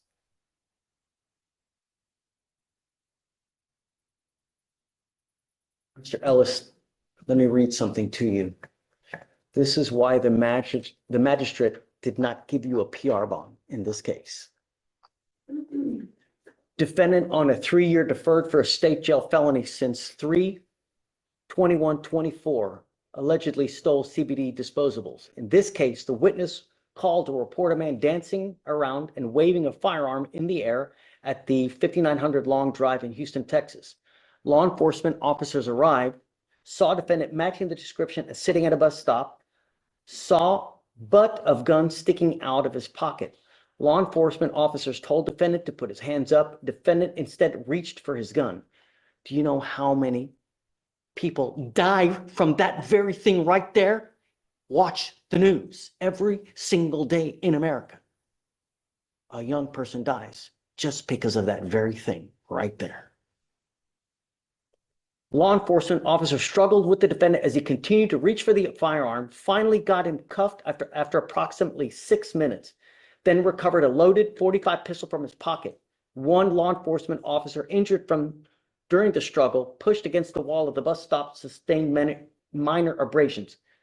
Could have been another assault of a peace officer, which is a 3rd-degree felony, 2 to 10 in the penitentiary right there. Witness identified defendant as a person she saw dancing, rapping, pulling out a black pistol from his pants and waving it around multiple times, not obeying NFC of the deferred, the conditions of the deferred. Public safety concerns, indigent per AFC. This is the reason why you were not given a PR bond in this case. And quite frankly, Mr. Ellis, it scares me that if we let you out, what's going to happen? Sometimes we have to protect people from themselves because of their own worst enemy. Counsel, what would you like? I would like to get his bond lowered. He is staying with his mother. His mother will be able to, keep an eye out on him and make sure that he does abide by the conditions that was previously set. I will give her a call today. He's looking for work and he has a child on the way. We're just asking for a lower bond. What do you do with yourself these days, Mr. Ellis?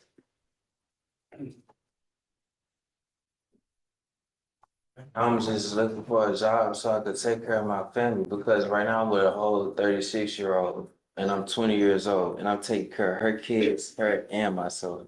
And I'm staying with my mom and I'm in and out with my baby. So it's a whole lot of stuff going on. And then even dealing with that 3rd-degree felony. It's not, I don't want to talk about the cases. My concern is that, Mr. Ellis, you're a baby yourself and now you got a kid on the way. How many kids you got? To be my first, because I lost my first son at the age of 15, stillborn. You were 15 when you had your first kid?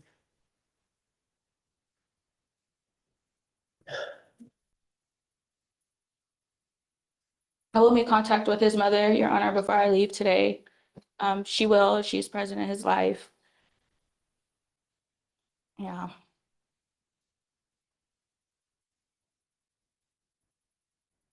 What's going on with the deferred upstairs? Have they done anything? Have they filed a motion to revoke? Let me see. It does not appear that at this time they filed a motion.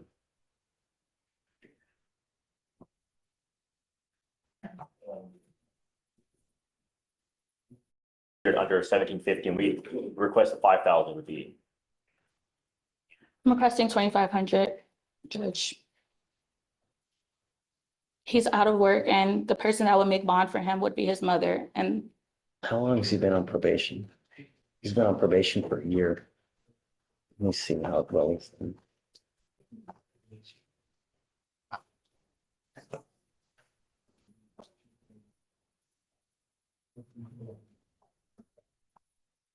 He's already had 1 BVR.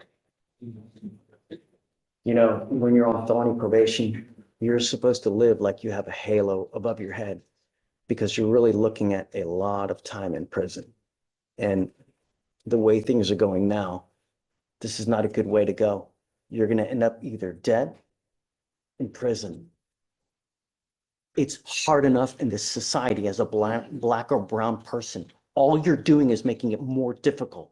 The older you get, the more difficult life gets. And if you don't have a skill, a trade, knowledge, you're going to end up with a 40-year sentence or in a gutter, begging, because life sucks without money. And what you're doing now, all you're doing is you're making life even just the more difficult as it is. The more convictions you get, the more unemployable you get. If you don't believe me, when you go back there in the pods, ask. All the old timers that are in there, ask. You're 20. Don't squander your opportunity. I'll give you a bond reduction. I'll set it to 10,000 now. Okay. I'd like to have contact with mom. So Okay. somehow if you can like arrange so we can figure out how we can get through to Mr. Ellis. Yes. So what we can do to, I'm not opposed to a PR bond, Okay. but I want to know that somehow we have some kind of structure in place so that we know. Okay, Judge. I will call her today. How would you like me to get back in contact? I'm assuming he might go to felony court Monday. We can roll it to Monday. Okay. And then just stay in the loop with me and then Will do. we'll structure things so that we can try to get him on the up and up. Okay.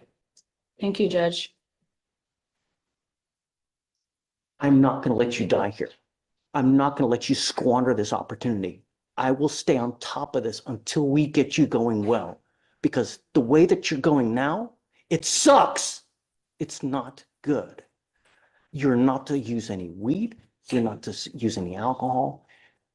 And I'm going to stay on top to make sure. I'm giving you a curfew. I'm going to do all these conditions to make sure you're not going to end up another statistic. Do you understand? So we're going to roll your case to Monday because I want to see if we can get your mom involved in this, see where we can go. Okay? All right. Thank you, Judge. Thanks. The PR bond. No, yeah, PR bond on Guerrero and then 10G on Mr. Holtz. Is the amount staying the same on the PR bond? Then? Say it again? Is the amount staying the same on the PR bond? The amount? Yeah, that's sure. Judge, did you do the BO for Ellis? I'll do it right now. Okay, please. If not, so I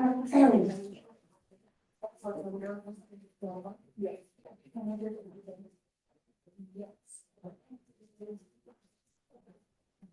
10,001. Sorry, 10,001. 10,001. Yeah, he's got mistakes. Smells.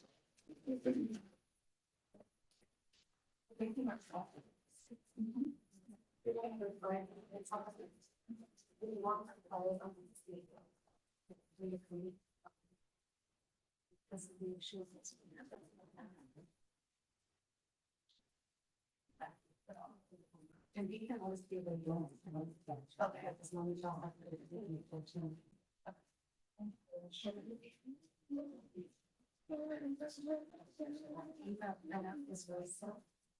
just this everything was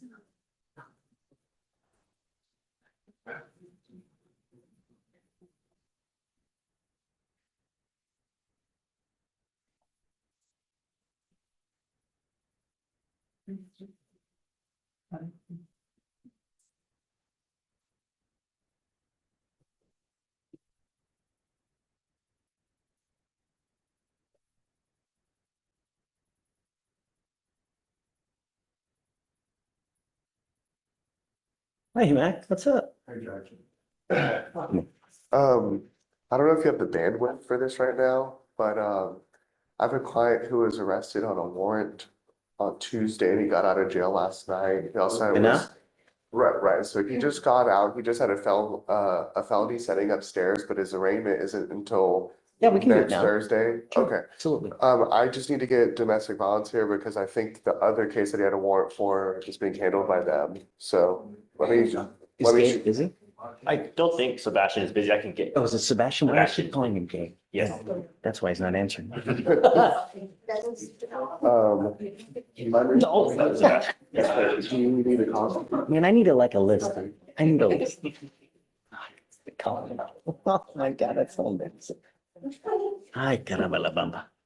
254857. The last one.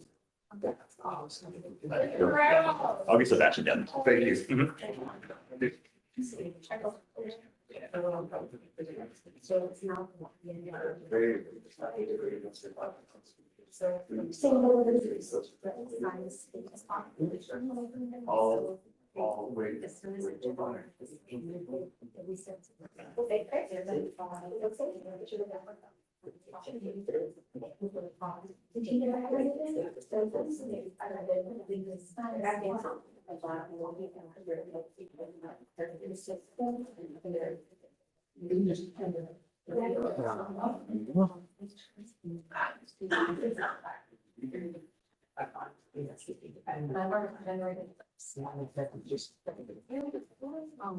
I feel like it's the same. Okay, so.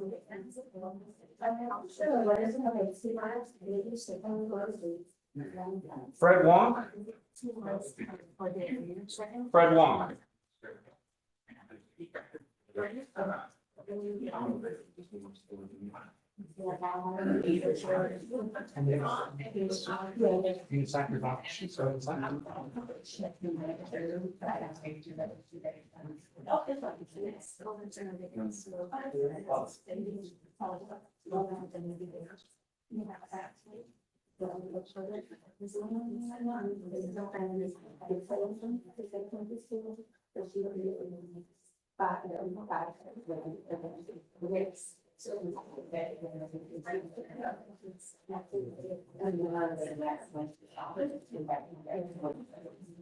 Right.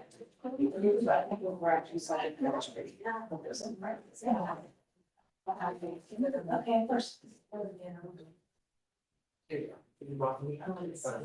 Hi, of course. Okay, I'm Happy here on Friday. the off docket matter, Ms. Keys. 2548155. You sent me an email a couple of days ago. Oh, about right, her. right. Okay. But the issue is that I'm asking you to, I'm here to request that you open up her curfew so she can take her son to school. So that's why she had left 10 minutes early, but she says she's out the house Okay. at 5:30 and she's here today. Okay, come up, ma'am. I think just repeat the cost number one. Okay, 2548155. 5481. So what would you like? I'm asking, I have the scram on and I have the monitor on, and for the curfew, I'm asking, my son has to be to school at 6 o'clock and my curfew is 7. He plays basketball, he's in sports, so they have I got it. practice before school. You And he want goes to 5:30? school out of district, so I'm asking if I can have 5:30. Okay. I take him to school and I come right back home, and I don't have a problem with my curfew.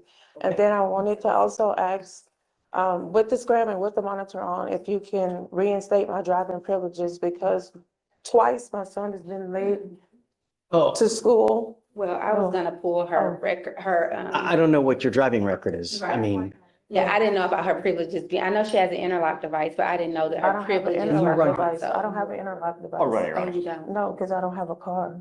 So, but my sister let me use her Why are car you saying No. you don't have driving privileges? because when I came to court, I thought He told you not to drive. Okay, I Yeah, he gotta told look me at your bond not, yeah, he told me conditions. not to Okay. drive into court.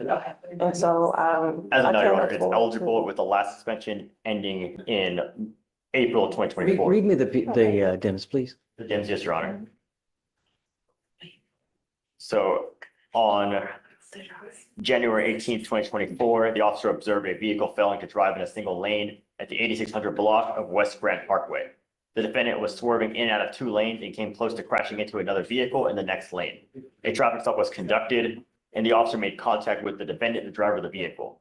The officer observed disorientation, a moderate odor of an alcoholic beverage, and slurred speech. The defendant could not provide an ID or insurance, and the officer observed an open container of alcohol on the floorboard next to her feet. The defendant stated she had not consumed alcohol and the officer observed slow movements and unsteadiness on her feet. Center field sobriety tests were conducted, HGN 6 out of 6, walk and turn 8 out of 8, one leg stand 2 out of 4. The DIC was read and the defendant consented to breath. The results were 0.29 and 0.294. Does she have any other open DWIs or anything? This is the one where she has an open DWI out of Austin County. That's why. You have 2 open DWIs. I don't want you driving. You're not allowed to drive. If I find that you drive, I'm gonna have a contempt hearing. So I hope above all else, you are not driving. You heed this warning, Ms. Keys. You are not allowed to drive. If I find that you're driving someone else's car in violation, you're looking at 6 months in jail every single time you have signed an affidavit promising you that you're not going to drive. I don't care what is going on in your life. You have 2 open DWIs. There's alcohol in the car allegedly. Unacceptable. And then opening up my privilege is the reason why I asked it, because also, unless I sign over custody of my kid, I'm the only one that can sign him to school. So what's been going on is I have to ride with her to drop him off, and then she brings me back. Okay. I have not I will- violated any If you conditions want of me my to bond. open up the curfew, I Okay. will, but Okay. I don't want you driving. Do you understand? There is a method to our madness here. And 2 open DWIs, a 0.2 with alcohol in the car tells me that there is an issue. The last thing I want is someone dead.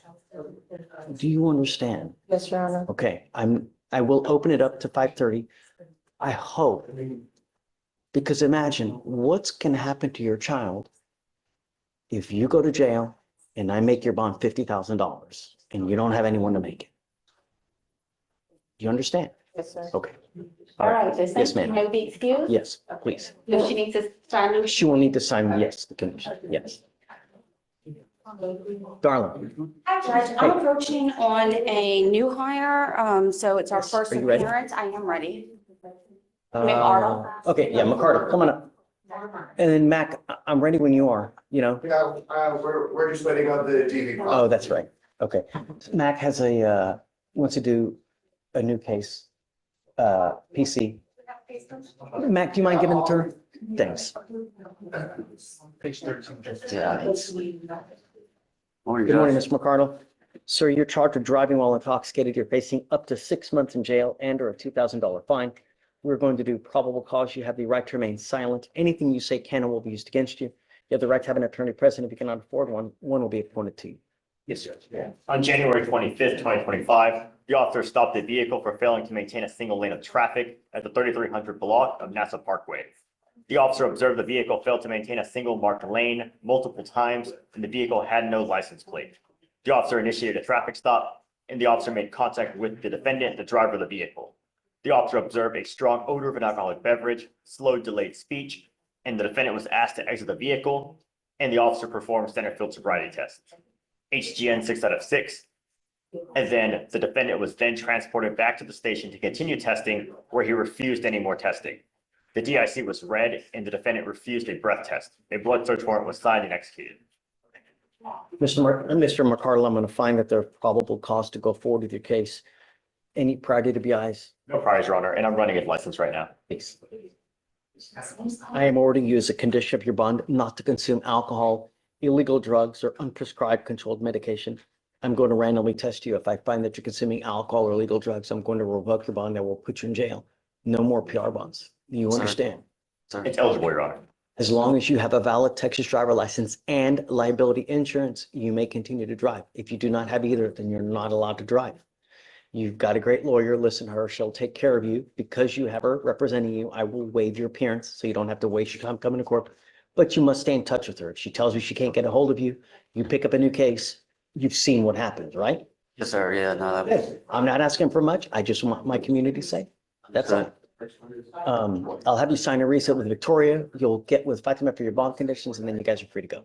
Thanks, All sir. Thank you, Judge.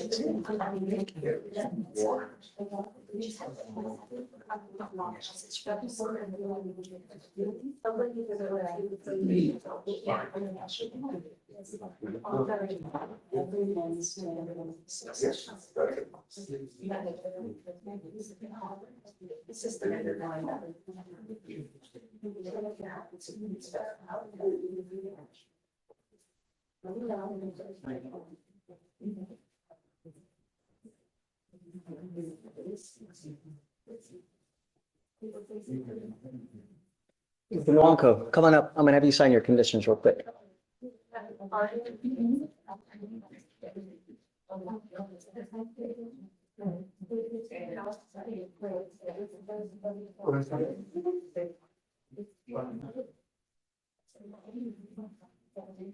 Hi, Ricardo. Hey, Judge, good to see Dude.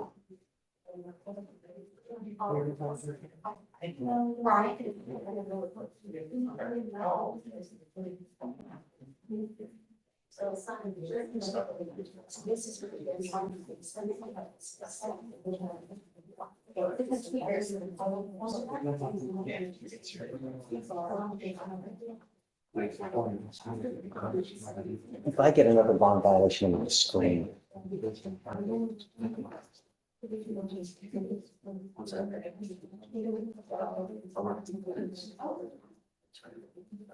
They can't give you legal advice. They can't tell you anything. He's talking about his client's name. Oh. Have you gotten a lawyer for Mr. Mwambe? What's the last name? Nawaka? Wonka.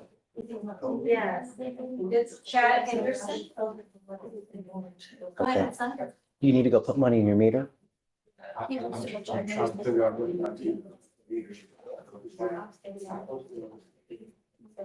All right, go ahead, Alice, see the jury box. You didn't put your number on? You can put your number and it'll give you on your cell phone. You know what I mean?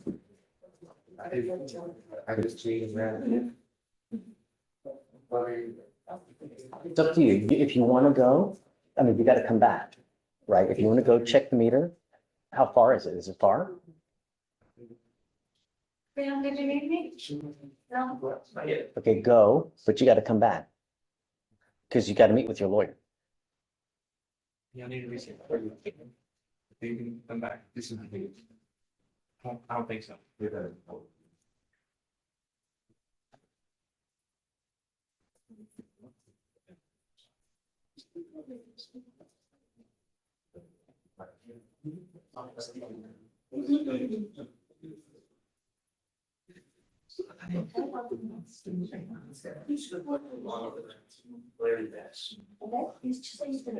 Was that your only piece today?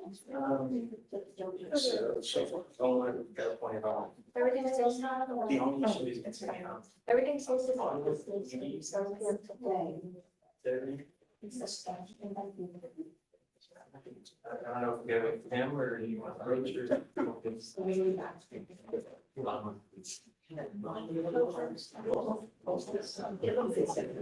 Okay, cool. Hey, Kelsey. Kelsey, can I show you something real quick?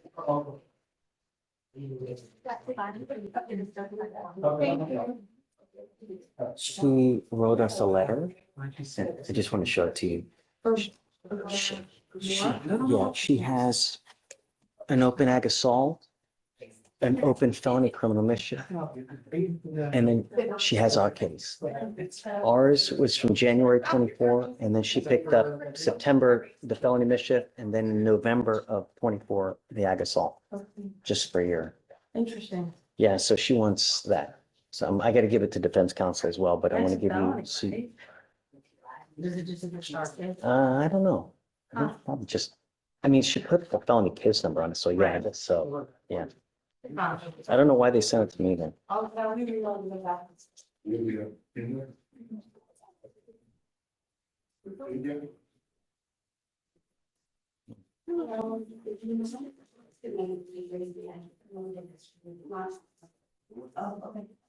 Oh, right.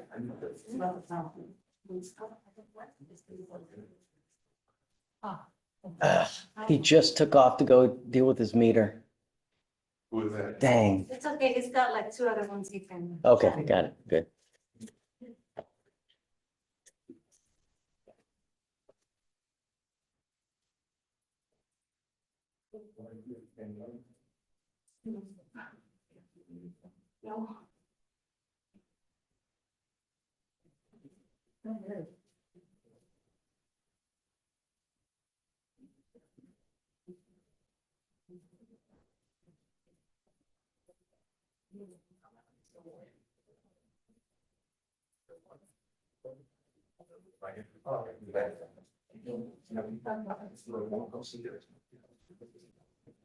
No, that's the one.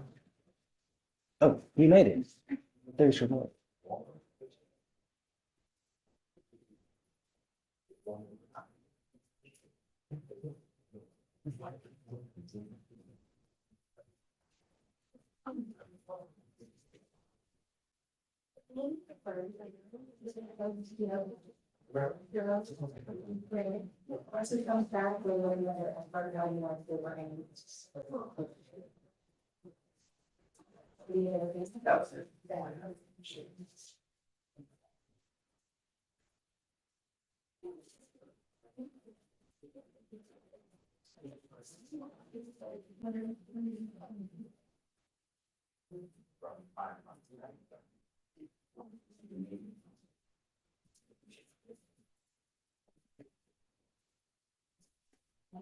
Can we approach? Hi.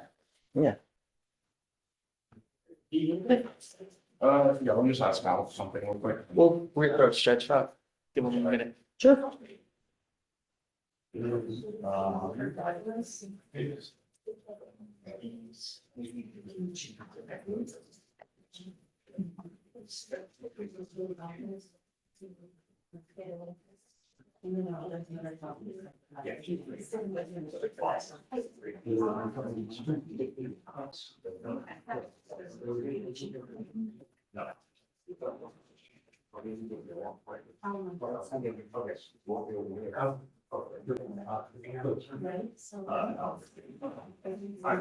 Hey, Judge. Hi. Hey, Judge.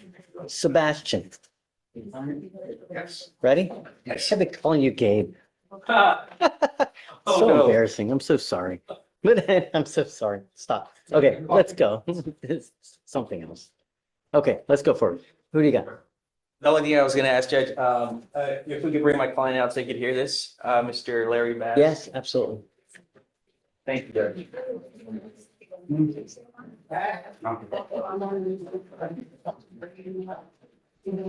Bass is the last name you say? Larry Bass, yes. Like the bird. Is he not happy with us? He's not happy with what happened, I guess? Well, he's in jail. He's not happy about that. No. Not too happy. I wouldn't Yeah. imagine so. So you just have the one, yes, something else done. I thought it was just that from 2023. Yeah. Yeah. No, I think it's something else. Chisholm.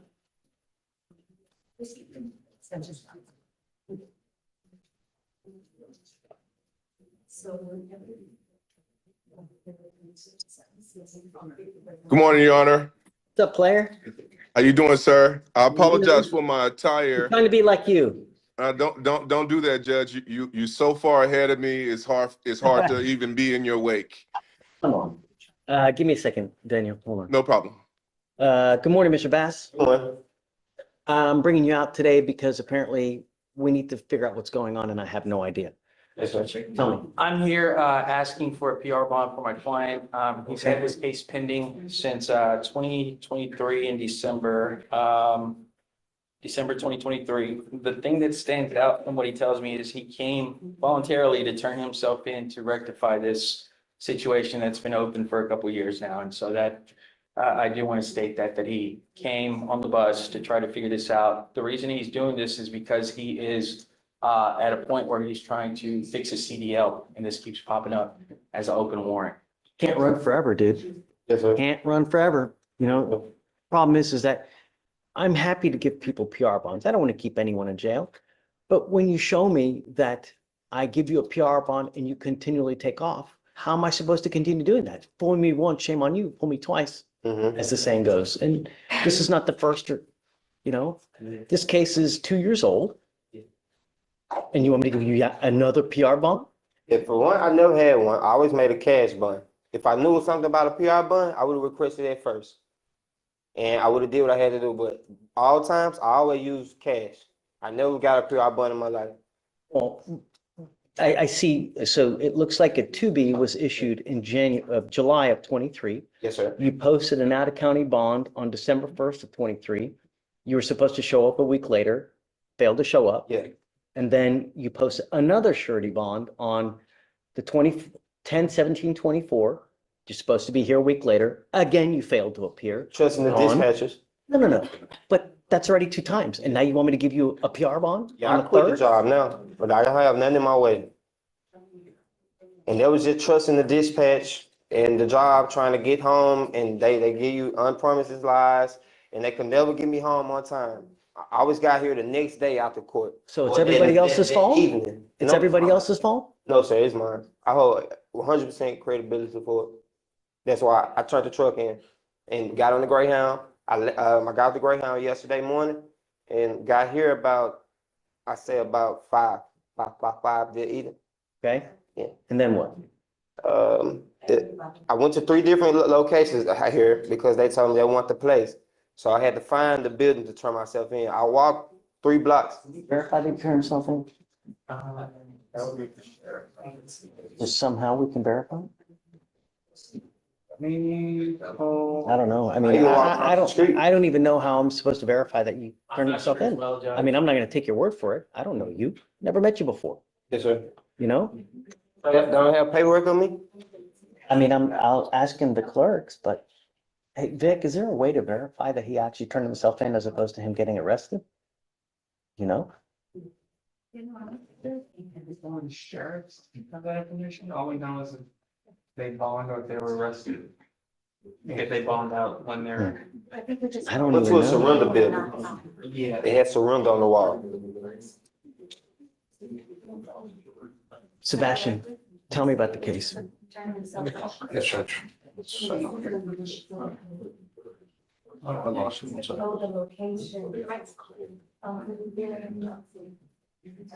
The PC judge? Sure.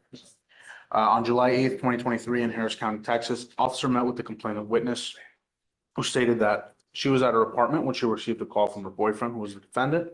The defendant stated that he needed to grab his stuff from her apartment because he was moving back to California. The defendant showed up to the apartment and they were sitting on the stairs to talk. The defendant told the complainant witness that she needs to come to California with him. The complainant witness said she's not going to. The defendant then slapped the complainant witness's drink out of her hand. The complainant walked away from the defendant and back into the apartment. The defendant followed her. As the complainant was walking inside, defendant punched her in the mouth with a closed fist, causing pain.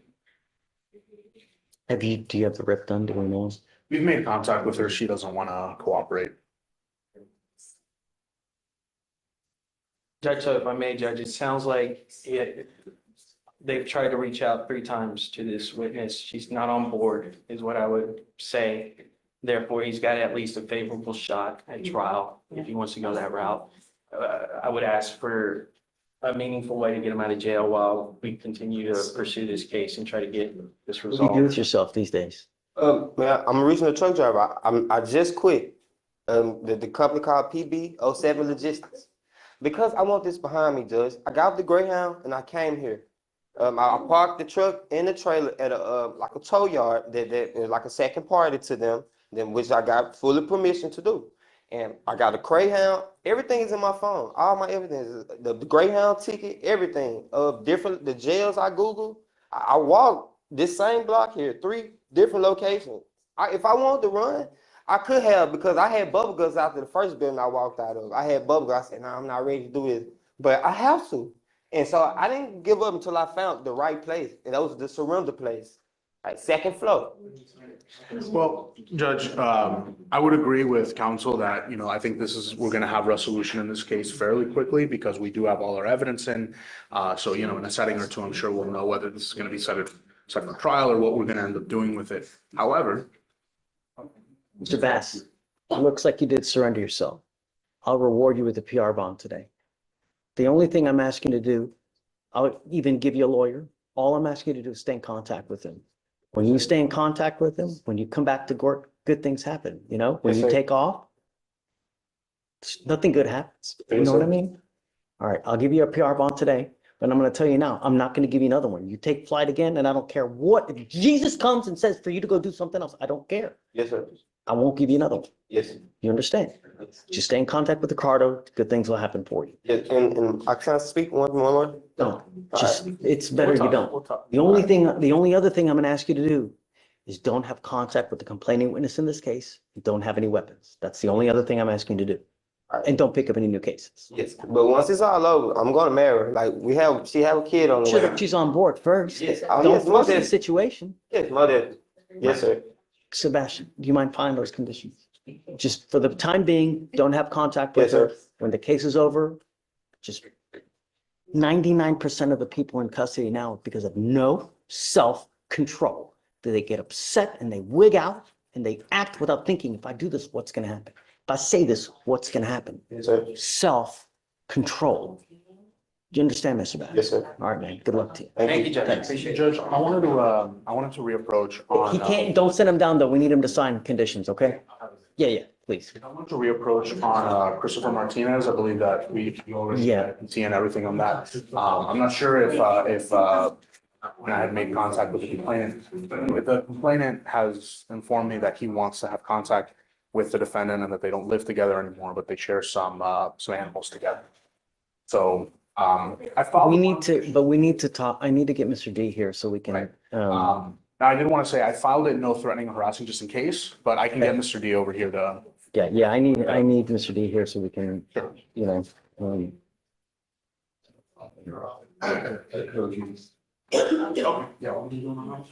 He just needs law conditions. He was picked up a couple days ago on that warrant. He also picked up a Brian PCF case at the same time.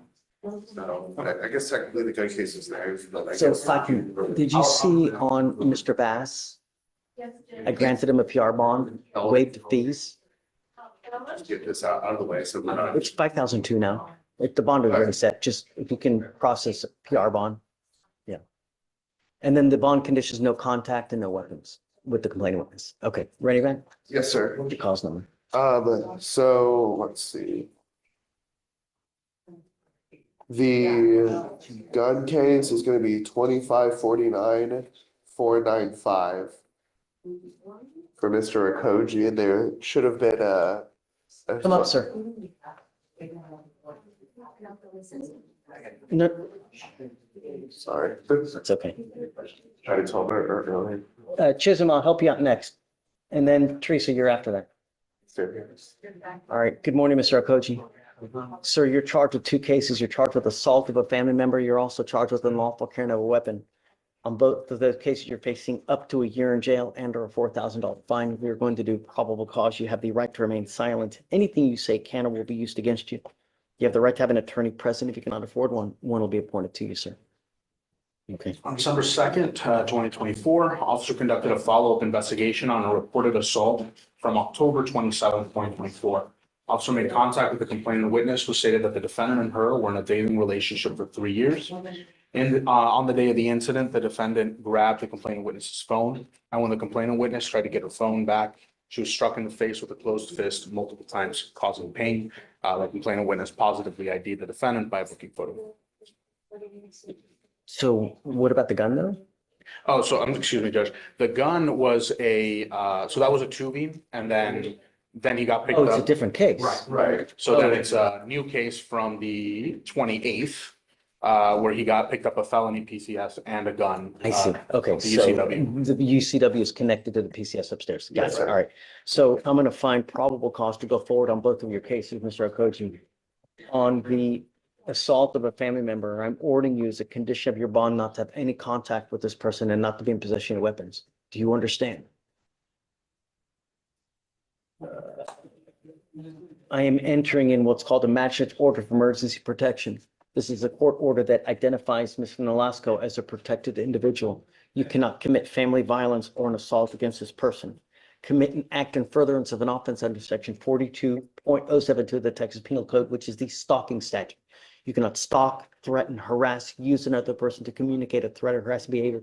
You cannot be in possession of a weapon or go within 200 feet of where she lives or where she works. Do you understand? Sir. If you violate this, the state can and probably will file a violation of a protective order. That's one of the worst misdemeanor cases you can pick up. Do you understand? Sir. All I'm asking you to do is don't pick up any new cases, don't have any contact, don't have any weapons. Sir. Now you got a great lawyer. Listen to him. He'll take care of you because you have a lawyer. I will waive your appearance, but it is your responsibility to stay in touch with him. If he tells me he can't get a hold of you because you're playing games, you pick up a new case, I'm going to put you in jail. No more PR bonds. Yes, sir. All right. I'm going to have you sign a receipt with Victoria. We'll have you take a seat while we get your bond conditions. We'll have you sign it and then you'll be free to go. All right. Thank you, Judge. It's Protective order ready? 254-8575. 85. I don't know if that's the UCW or if that's the assault. You want the. So on the assault, I want to grant him up. All right, Daniel. Yes, Your Honor. I'm approaching on an off-docket matter. Case number 2544420. Jonathan Coleman is a fugitive warrant. I filed a notice of appearance of. I know that I signed one motion for you, which it looks like it was a. It was motion to a. sub.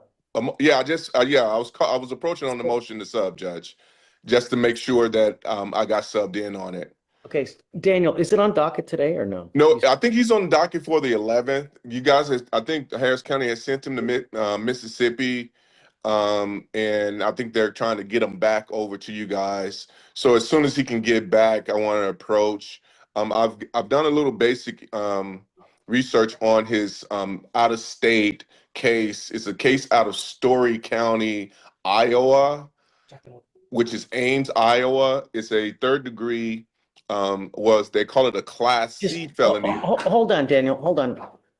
Let me do this real quick. Hold on. Let me call Day because I don't have any fugitive prosecutors here, and I don't have any here that will be able to help you. Give me 1 second.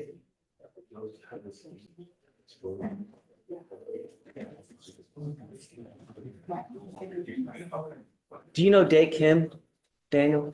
No, I do not, Your Honor.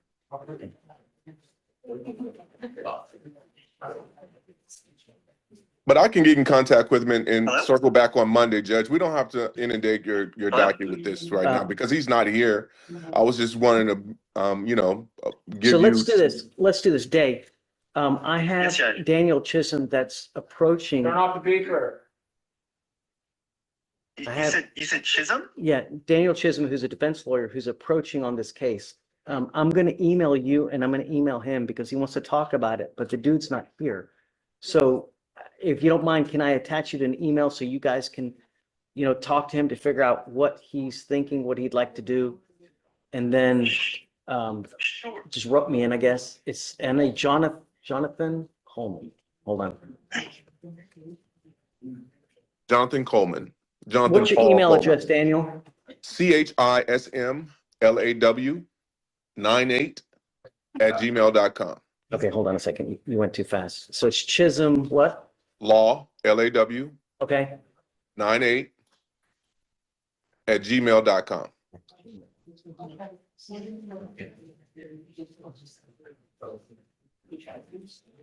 Is he needing an answer like right now? I'm about to head into a meeting in 15 minutes. No, because he's not here. He's willing to wait till Monday.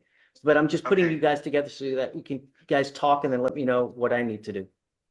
Gotcha. Okay, I'll give him a call after the meeting, and then I'll sort it out with him. If a good contact number can be put in there, I can certainly talk to him about my thoughts on the case.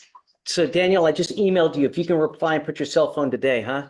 Please. Got it. No problem, Judge. Thank you so much, Your man. Honor. Have a good weekend, guys. sir. You too. Thank you.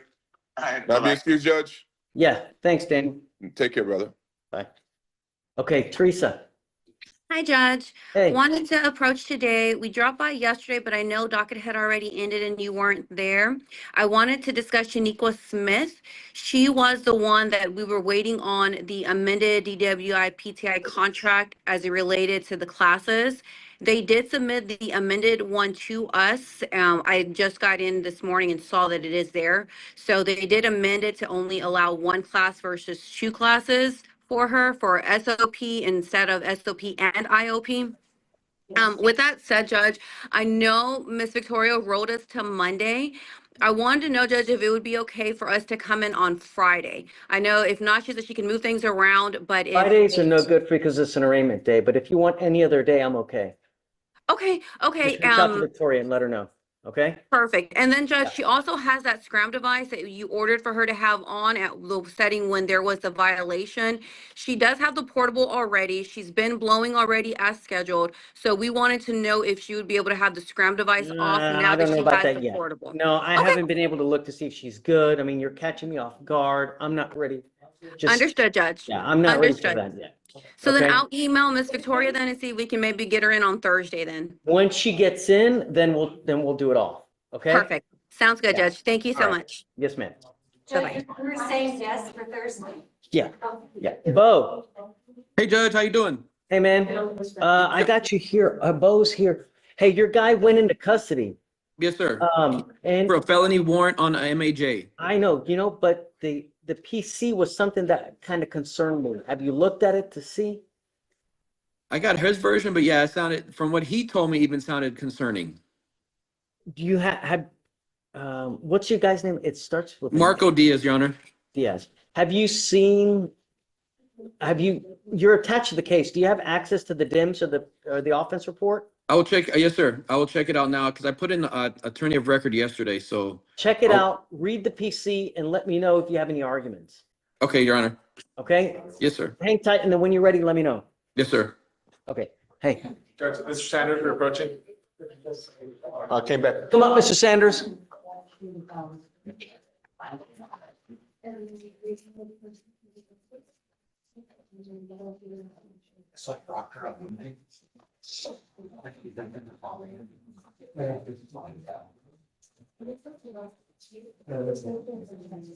All right, so Mr. Sanders, you're back. Fatima, do you have the results? Something positive for PCP, Judge? No, that's it. I gave you the opportunity. You're not to use. All right, he goes with you. I did do Go a brief research on it, and PCP does stay in your system between 7 and 14 days from what, I mean, this Google, but. Sure. No. So you don't say anything like it for you. He was arrested on the 10th of this month. And he tested on the 15th. He's not supposed to use regardless. Well, right, but it would still be in his system based on him using, let's say, the 10th. On the day that he was arrested. PCP would not stay on his system from the 10th of the month until now, which is the 31st of the month. That's 2.5 weeks. 2 to 2.5 weeks.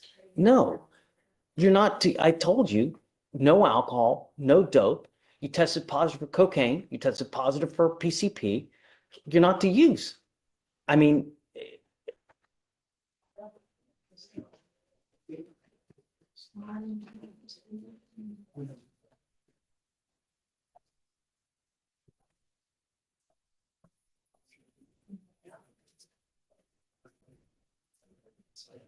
on a urine test, they can last 7 to 14 days. Right? Right, that's what I think.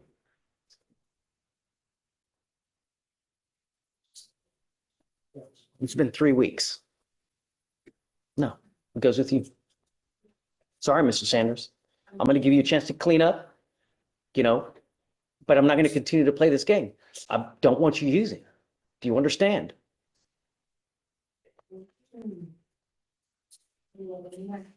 Judge, could adjust the bond at this point now as well. Tell me. The bond is set at $1,000. What do you want?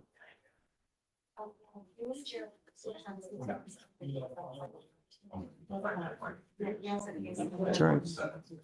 No rush. You said $7,000? I see it 1,000. Okay. 1,000 now. Judge, I'd ask that you leave it as is. No, there has to be some kind of consequence, man. They just remade the bond on the felony case for this violation as well. So they already took him into custody because of this as well for upstairs. Yes, Judge, they did. Yeah, no, you can't. No, you can't, Mr. Sanders. That's it. If you continue to use, What I'm gonna do is I'll have a contempt hearing, possibly hold you in contempt, slap you with 180 days, probate it for 2 years, and put you in a rehab facility.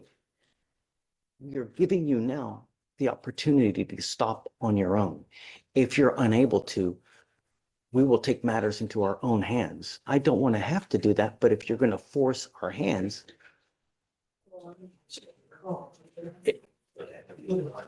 Goes with you. I'm sorry, what did you say? I don't know. Give me, it's not. 1,500? Can you do 1,500? What do you think? It's fine, Judge. 1,500. But I'm now going to test him like crazy. And if it continues to happen. Yes, sir. So please admonish him accordingly. Yes, sir. All right, so 1501.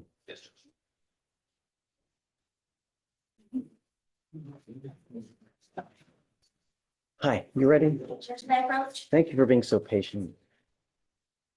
I have Mr. Johnson back on docket today to readdress his bond. He, it got pushed back because of the snowstorm, and he made bond, or he got bond set in both of his felony cases. His ag assault is 50 and his evading is 25. Ours are both set at 50. We will request if we can lower it to 5,000 in these cases, Judge. I'm so sorry.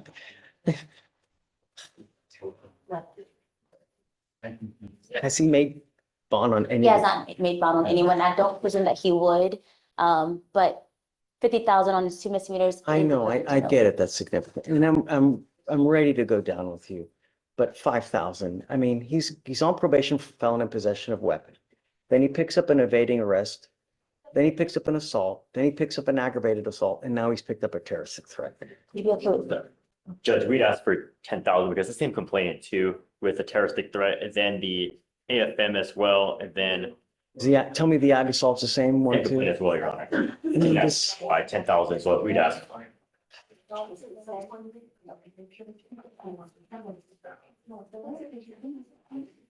I'll cut it to 20 20? for now. Okay. Yeah, if he does make bond in the felony cases, just let me know and, yeah, okay? Can I send these to you? Sure, of course. Yeah, I'll take it. I usually do it myself so that you don't have to do it, you know, but for future reference, just, I can do it for you. Thank you. Yeah, it's a lot easier. Have excuse, Yes, Judge. ma'am. Thanks. Thank you. Just, you see that, Justin Johnson? Justin Thompson. On the, no, just on the terroristic threat to 20,000. Your Honor, Bo, I read it, so we'll waive it if that's okay, Your Honor. you waive it? Okay. Yes, sir. All right, so. That on Diaz. So,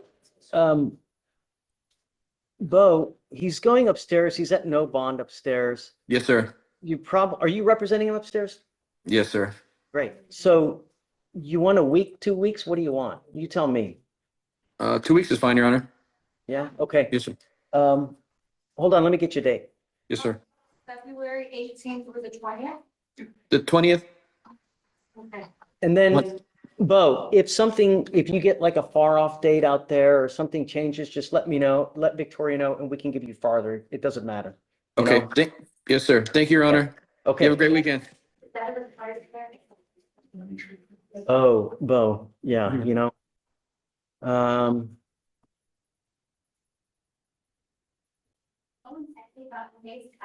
Yeah, because we'll need conditions, I guess.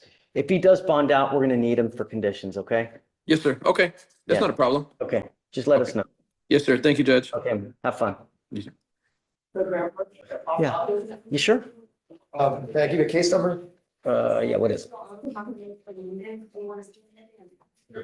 I'm ready. Oh, 25-22-302. Yes, Your Honor. Okay. Since it's a mature case, I was proactive and I talked to Kelsey because we're waiting on an approval. So I didn't want him to come in if they don't give an approval yet. They're backed up now. There's another reason I'm coming in. Approval from Ashley? Yeah. So you appealed it? Yeah, no, I didn't appeal it. I sent it to Nathan before he left, but he didn't get to it. Okay. Has anyone gotten to it now? Do you know? We just have pending approval at this time. Okay, so let's set it off a week. How mature is this, you know? Are you set, when are you set, Monday? 2/6.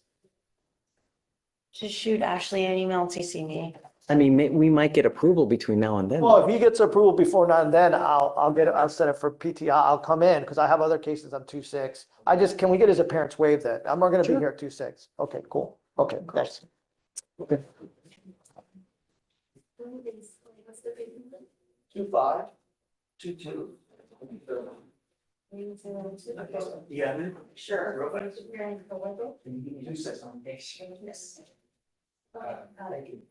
Oh, you know what?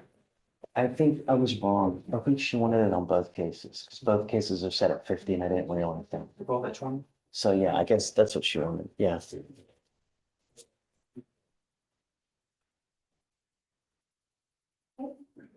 Yeah, of course.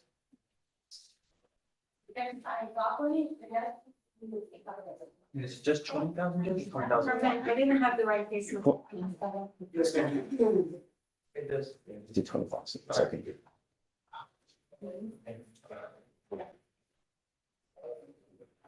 Just file it. Nice. I gotta give it to defense then. I'll file it. Yes, that's okay.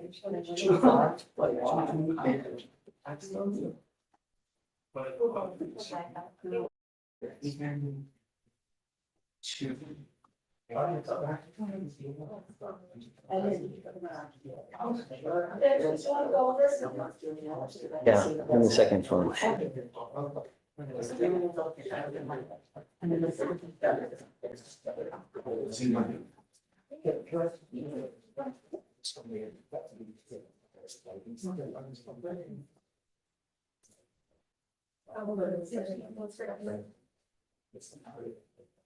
Yes. Yes.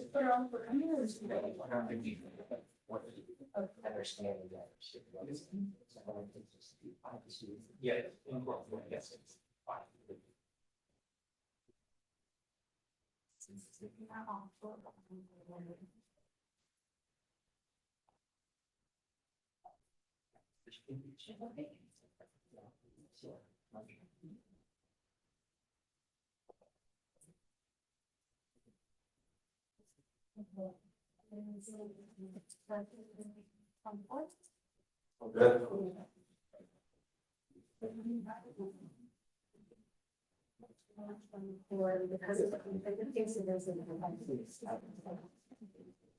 Okay.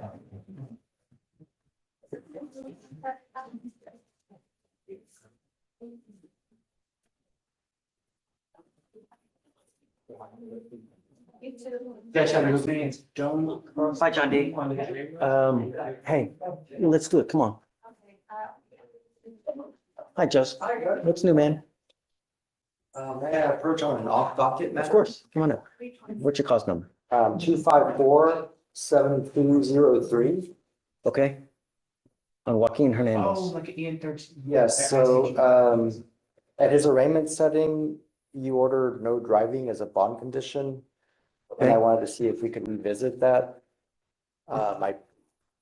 It's been about 2 weeks, 2.5 weeks. Right, and he's got no prior criminal history. Mhm. My colleague was here, so I wasn't here for the whole thing. But Get alcohol in the car while he was driving. okay, I don't know. I mean, I'm asking. yeah, there was no food container. Yes, Judge, there was a 12-ounce Mitchell of Old for cold with touch as well as a plastic margarita to go. Have a good one. So I had him take an 8-hour, they call it a level 1 DUI risk reduction program, which he completed on January 29th. Is he here? I tried to fit this in earlier this week on Docket. I've been really busy, so I didn't tell him to come today. I would like to talk to him though, because I want to know how it has impacted him, so that he knows that we mean business and that, so, and I'm here every day. So Joseph, whenever you want to come in, but I want to hear it from him, you know, because I want him to understand that, you know, it's freaking elementary that you're not supposed to have that. You know what I mean? I appreciate the proactivity and I like it. Let me talk to him and then. I'll let him know. I mean, it's really hurting him for obviously for work purposes. That's what I want to know, right? And that's what I want. He drives He has a youth. I remember this is a guy that kept coming back and forth asking, was this that gentleman? I wasn't here. My colleague Catherine McCready was. That's what, then it is, because I remember, yes, because he was like beside himself that I took the privilege to drive away. And she came like 4 to 5 different times asking me to, please relent, please let it, you know? So, great. Well, no, because I'm, the idea is to get him to realize, man, you can't be doing shit. You know what I mean? So, which is great, which is, we're thankful for.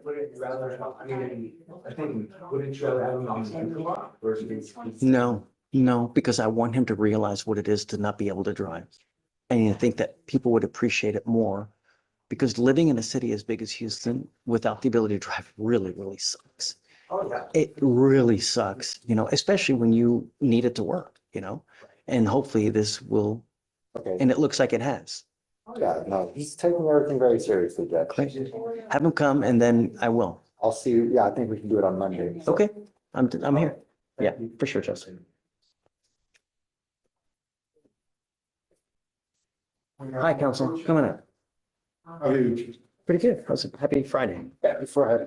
I'm here on behalf of Mr. Colby Sims. You just kind of talked to him about the reckless driving charge, and he's on a pretrial intervention or something for evading arrest. Yeah, he's on no. He has an open felony evading in a motor vehicle, and now he's picked up a reckless driving where there was an accident. I'm not challenging the probable cause, Your Honor. Okay. Just you gave him no driving conditions. He goes to a special school. He has Asperger's. Parents work first shift. Dad has had to take off work all week, go in late to take him to school and then leave early to take him home. They live about 8 miles from the school. And we just want to know if you can modify. No, it was, the facts here, it's an alleged menace. The facts of this case are really bad. There was an accident because of the driving. Your Honor, and I don't know everything about the case, but hold on. Come up, Mr. Sims. I'd like you to hear it so that you get Yeah, I saw the summary. I saw the summary. I know that there's a dash cam on his vehicle. And I believe the state they have the SD card. But what it purports to show is that he wasn't weaving in and out of traffic. He was hit from the back, Your Honor. When you told me the facts here, he hit the other person, or did he brake check and then he got? Okay. Yes. So you need to understand that you live in Houston, and when you get into these road rage incidents like this, people get shot and killed with events like this. And the reason I did this is because this is not the first contact that we have of a serious nature where other lives are in danger, but we now have also a felony evading arrest in a motor vehicle. And the last thing I want is another death on the road. I understand that you have obligations. I understand that, but the last thing I want is someone to get injured, you killed, or where you've dug yourself in such a hole that you're stuck like Chuck in custody because of some. I understand that you had stuff, but I don't want you in a car. You're a danger in a car. Now, it's not absolute. If I see after a while that you appreciate it and you show me that you have taken proactive measures, and I'll let your lawyer explain it to you. Nothing's ever set in stone, but you scare me in a car. Your Honor, would I be allowed to come back at a later date to address? Yes, of course, counsel. Active. Yes, absolutely. And we do that all the time. Okay. But the idea is driving is a privilege. It is not a right. The right is you can walk, but not to drive. And I don't, every day someone dies in Houston because of something in a car. And I'm going to try to prevent that at all costs. Okay. So whenever you're ready, come back, let me know, and then we can talk again about it. Thank you, Your Honor. Absolutely. Rapper Show? Yes, counsel. From Nami Nwanko. Earlier today, a no contact order was entered, banning him from this address 9326 Clairwood Drive. The complainant, because that's allegedly what the complainant was. The complainant is not at that address. So we're asking the court to modify the bond condition. I spoke with the complainant about 15 minutes ago, and she clarified she had moved and has no intention of ever going back. Then we'll amend it for you. Okay, thank you, Judge. So, can you print me out the MOAs on Nwanko? I'll amend. All I'm taking out is a residential restriction. So just please let them know everything in the MOAB still stands except for the residence thing. Yeah, Thank you, Judge. for sure. Thank you. Mr. Thomas. Marquez on your. Council.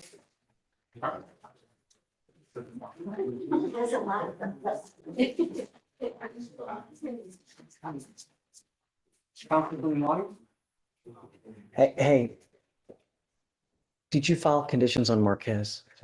Yes, Judge. It's state. Yeah, state was, but also here's the, he only signed the treaties. So I'll. Judge, you ready? need the signature. Let me sign these conditions real quick for Marquez and I'll Akoji. hold on to it, because I needed to sign again to move on.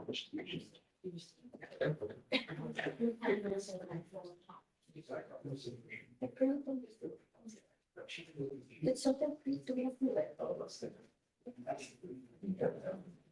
Hey, Judge. Hey, Greg, how I are got you? a plea coming.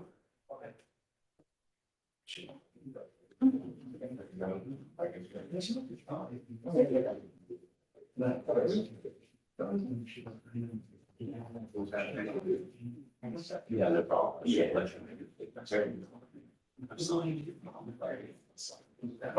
It's two of these. Yeah.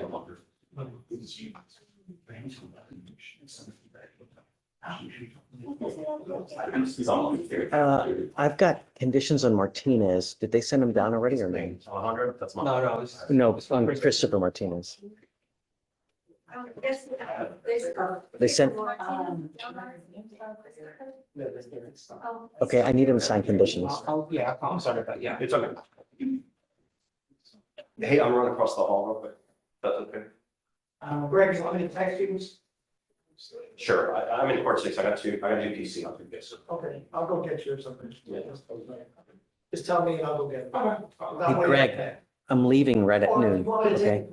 You mind if I leave the food? No, wait, just watching for the day or? I'll just wait, it's my day. I'm leaving in about half an hour. Okay. They're dismissing my felony once Greg's case pleads. Do you mind if I? We've signed all the paperwork. Herman's on the felony. So Okay, that's why. let's do it. I don't think you need to stay home, do you? Oh, Well, I need to. okay. He needs it to go through so he can go through. I'm not like. Yeah. Let's do it now. Okay, let's do that. Look at Herman. I'm Come on. just repeating Mary what you said. It's funny. Coach. Okay, yeah. Patterson. Hi, Harold.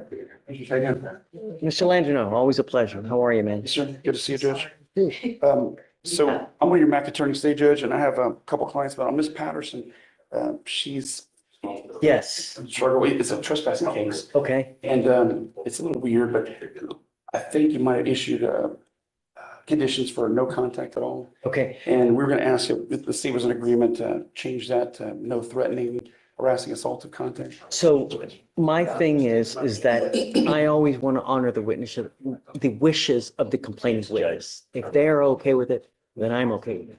I spoke with the complainant and she's fine with them living together and still contact. It's just no threatening, harassing behavior. Where's Miss Patterson? Come up, Miss Patterson. So, Got it, yeah. So I will amend your conditions to order you not to have any threatening or harassing contact. What you need to understand, what is threatening or harassing doesn't matter what you think. It's what she perceives. So is this threatening or harassing? It most certainly is, and it can land you in jail. So I don't know what kind of relationship you have, but if it's one that you're constantly butting heads, be careful, because you're the one that's going to end up in jail if there's another fight and she comes up and she starts complaining. Do you understand? Yes, sir. Okay, done. All right, so you file it, we'll sign it, and then you guys are free to go. And one more thing, you must stay in touch with Mr. Landry. If he tells me he can't get a hold of you because you've gone AWOL, I'm going to issue a warrant for your arrest. Don't pick up a new case. Okay, good luck. Okay.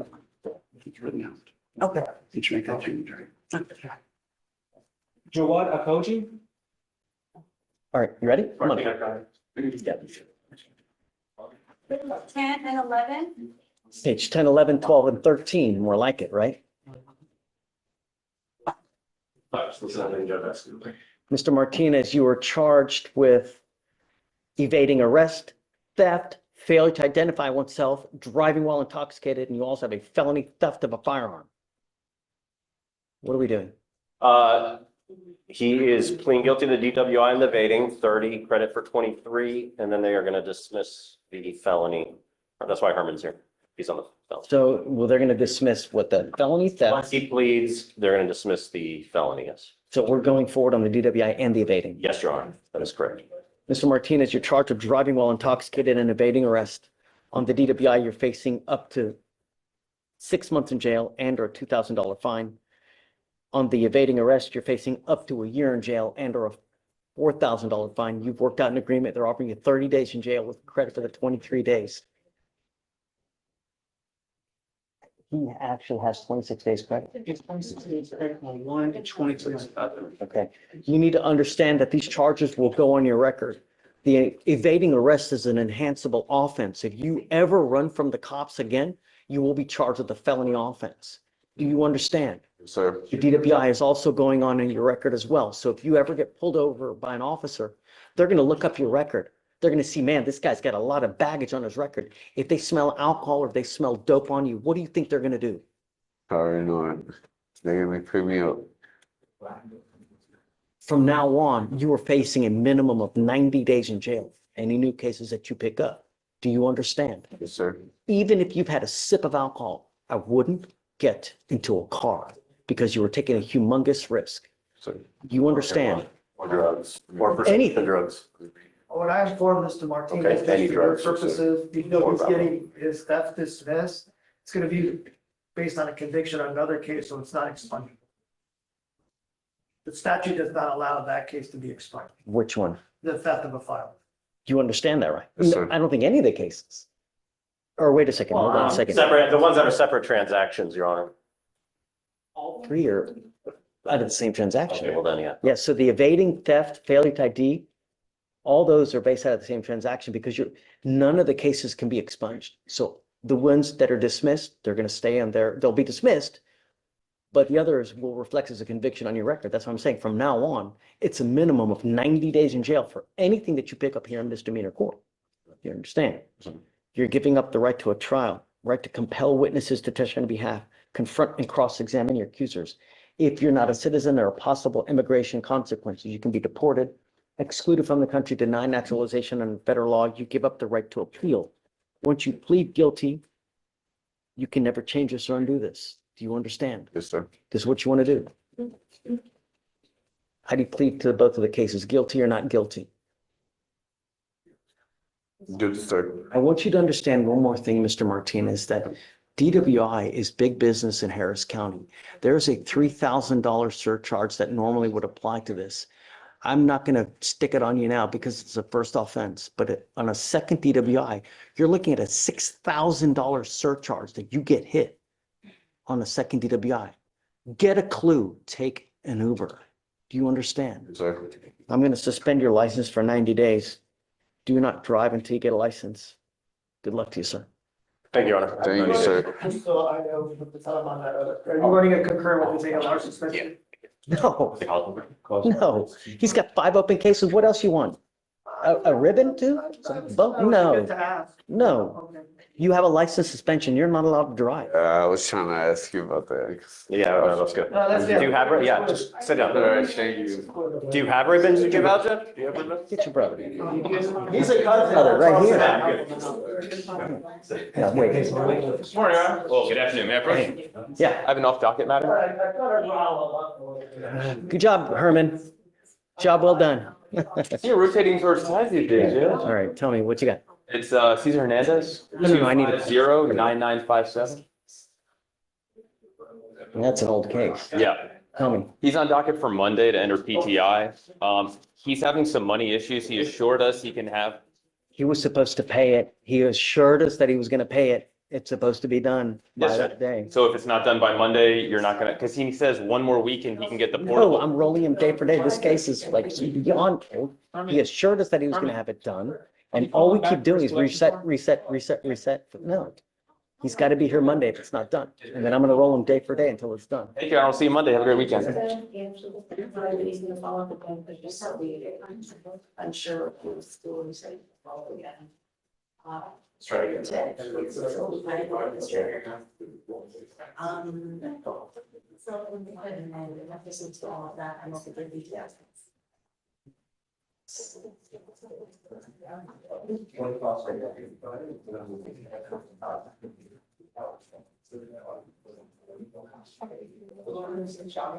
Okay, you ready? Stay.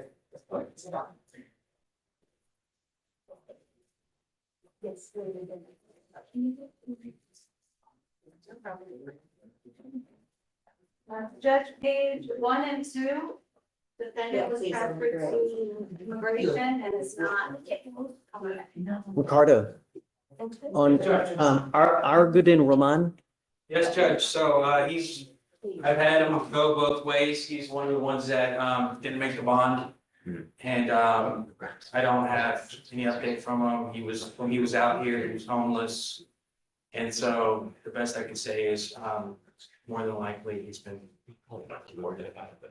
okay, all right, so, I guess just do all at, 5,003, because that's what we got. Because he's got 3 cases, and then, Yes? yeah, Let me know when you're ready for the next all one. right.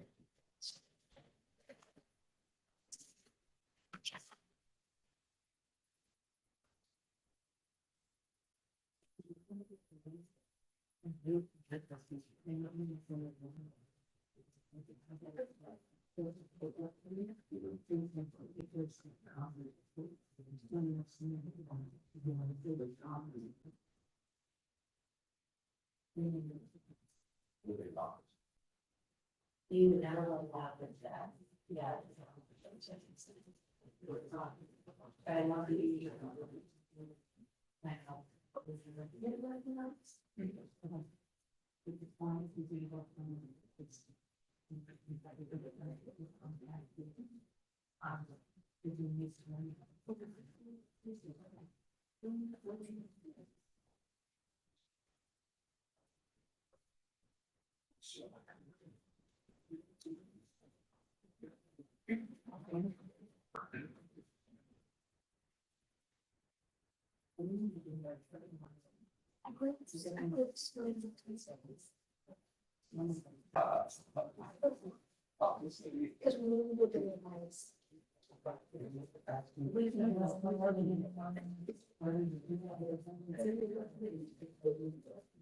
Judge, can you sign some documents with you?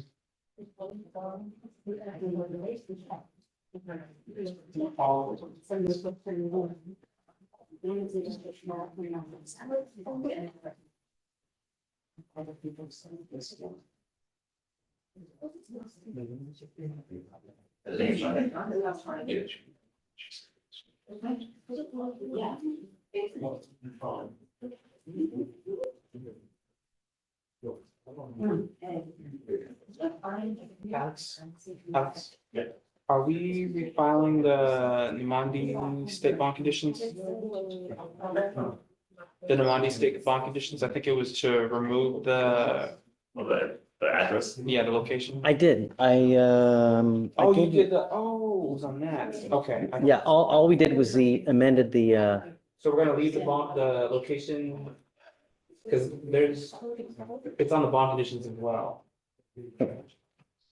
to what, for what? For the, No, address. he's not to go anywhere near the complaining witness lives or works. That is just so he can go back to that house. Okay. The address is for the house bills down there for no contact with the. Okay, we need to amend, it's printed out and then I'll mark that out. I'll do that. Or let me get this, do you want?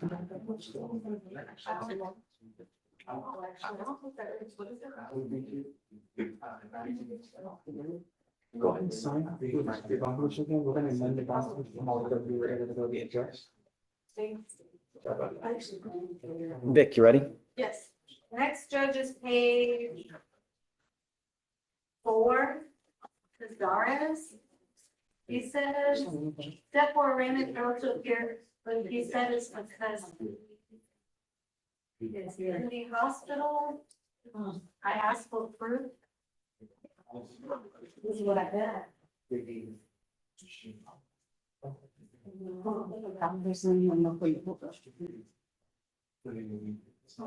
Yeah, I need to know. That's very.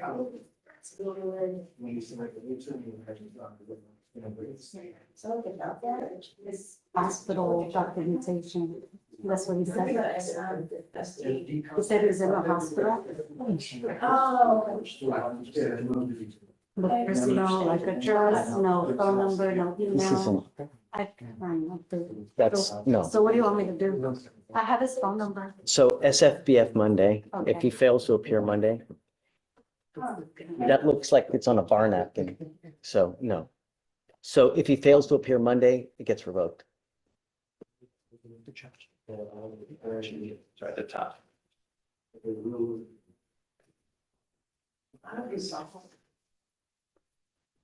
All right, judge. Give me 1 second, hold on. So defendant not to,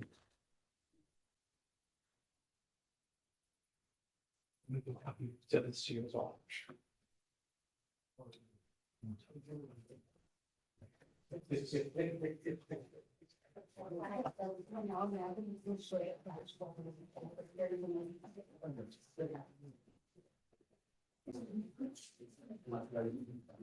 okay.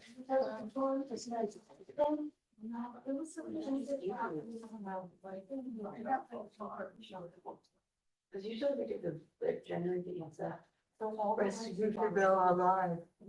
I've never seen that before. Unless somebody this is the one for probation, so whenever they make their payments, we don't do this.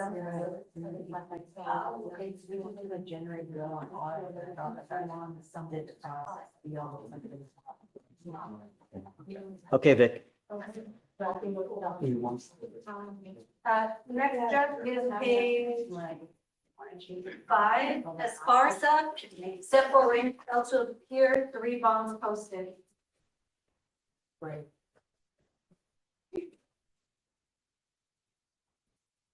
$75.03. BO? Yep. Okay. Let me know when you're ready for them.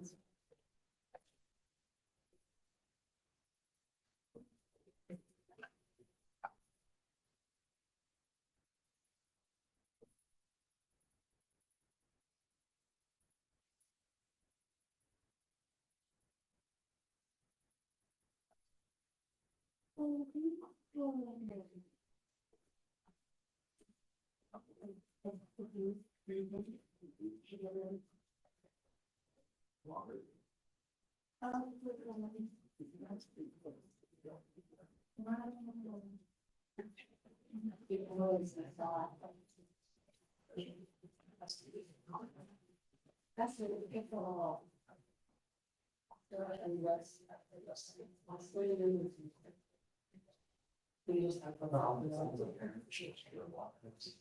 Oh, yeah, that's fine.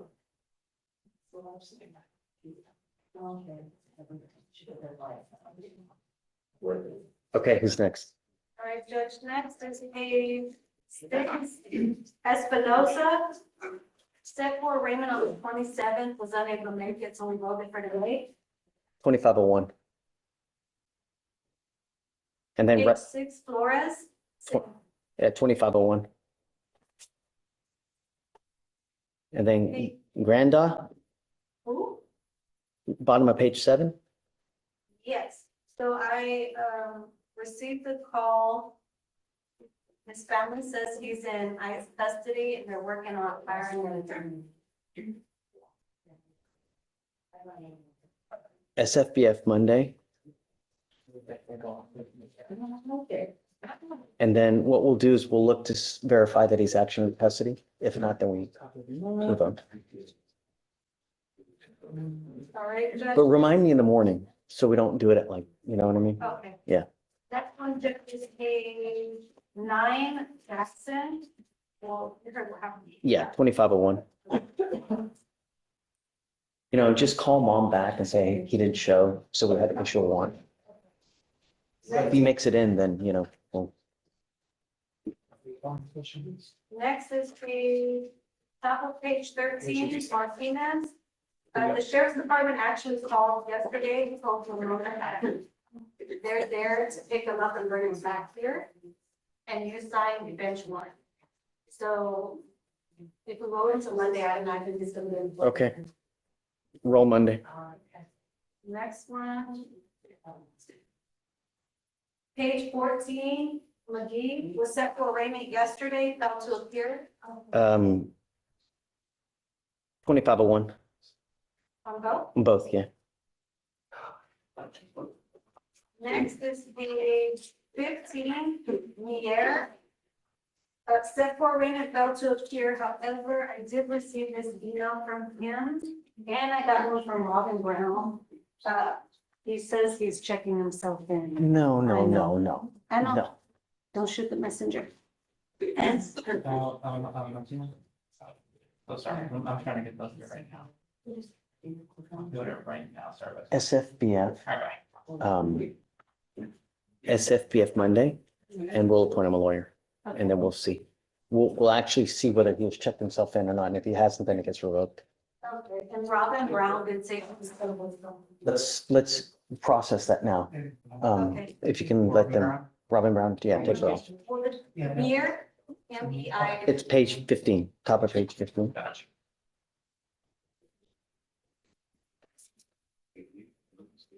All right, Judge. But, That's it. no, bottom of page 19, I granted that. I didn't bring them.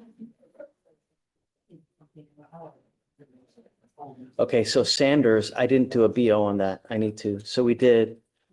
That's when we took in the custody. Yeah, so if that's 1501 on that, let me make sure I get that down. And Abel wanted me to leave them for Monday.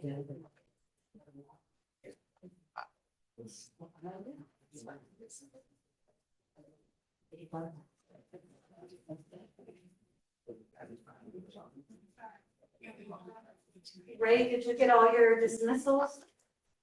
Cause it's Friday. I have nine, I gotta do Monday. Are all the dismissals filed? Yes, this is on Martina. Oh, Chelsea, can I get your number? Yes, we need your number, Kelsey, your cell phone. To harass. But don't say it out loud. Yeah. Write it down. I'm coming. I needed to. I needed to harass you for knowledge the other day, but I didn't have it. Yeah. So, oh yeah, just in case something extra stuff.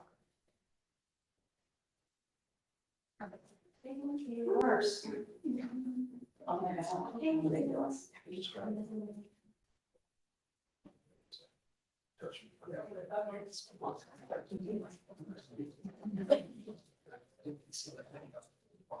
It seems like.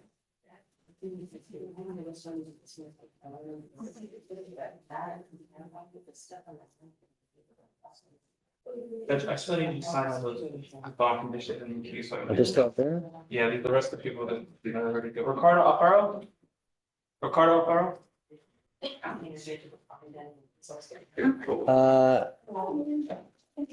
Ricardo Alfaro? Yes.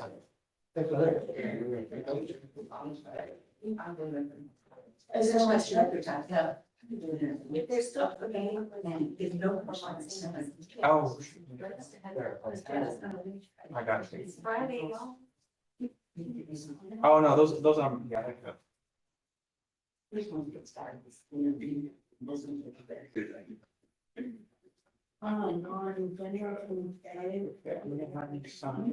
He said.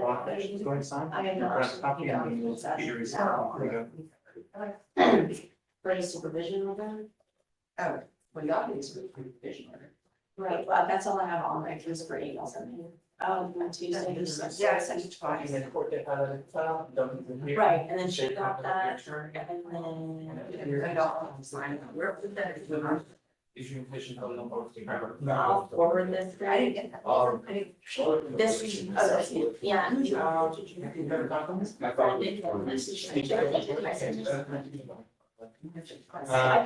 Catherine Marquez? He's out. Guys, we're done. After that. Hey, okay, your lawyer's, ma'am, your lawyer's right there. He's gonna. No, just hold on. He's gonna come get you in a second. That's, I think here's your last one. Yeah, whatever you want. No, I don't need her. You're good. Let me talk to her. They will say you don't need to. Guys, have a wonderful weekend.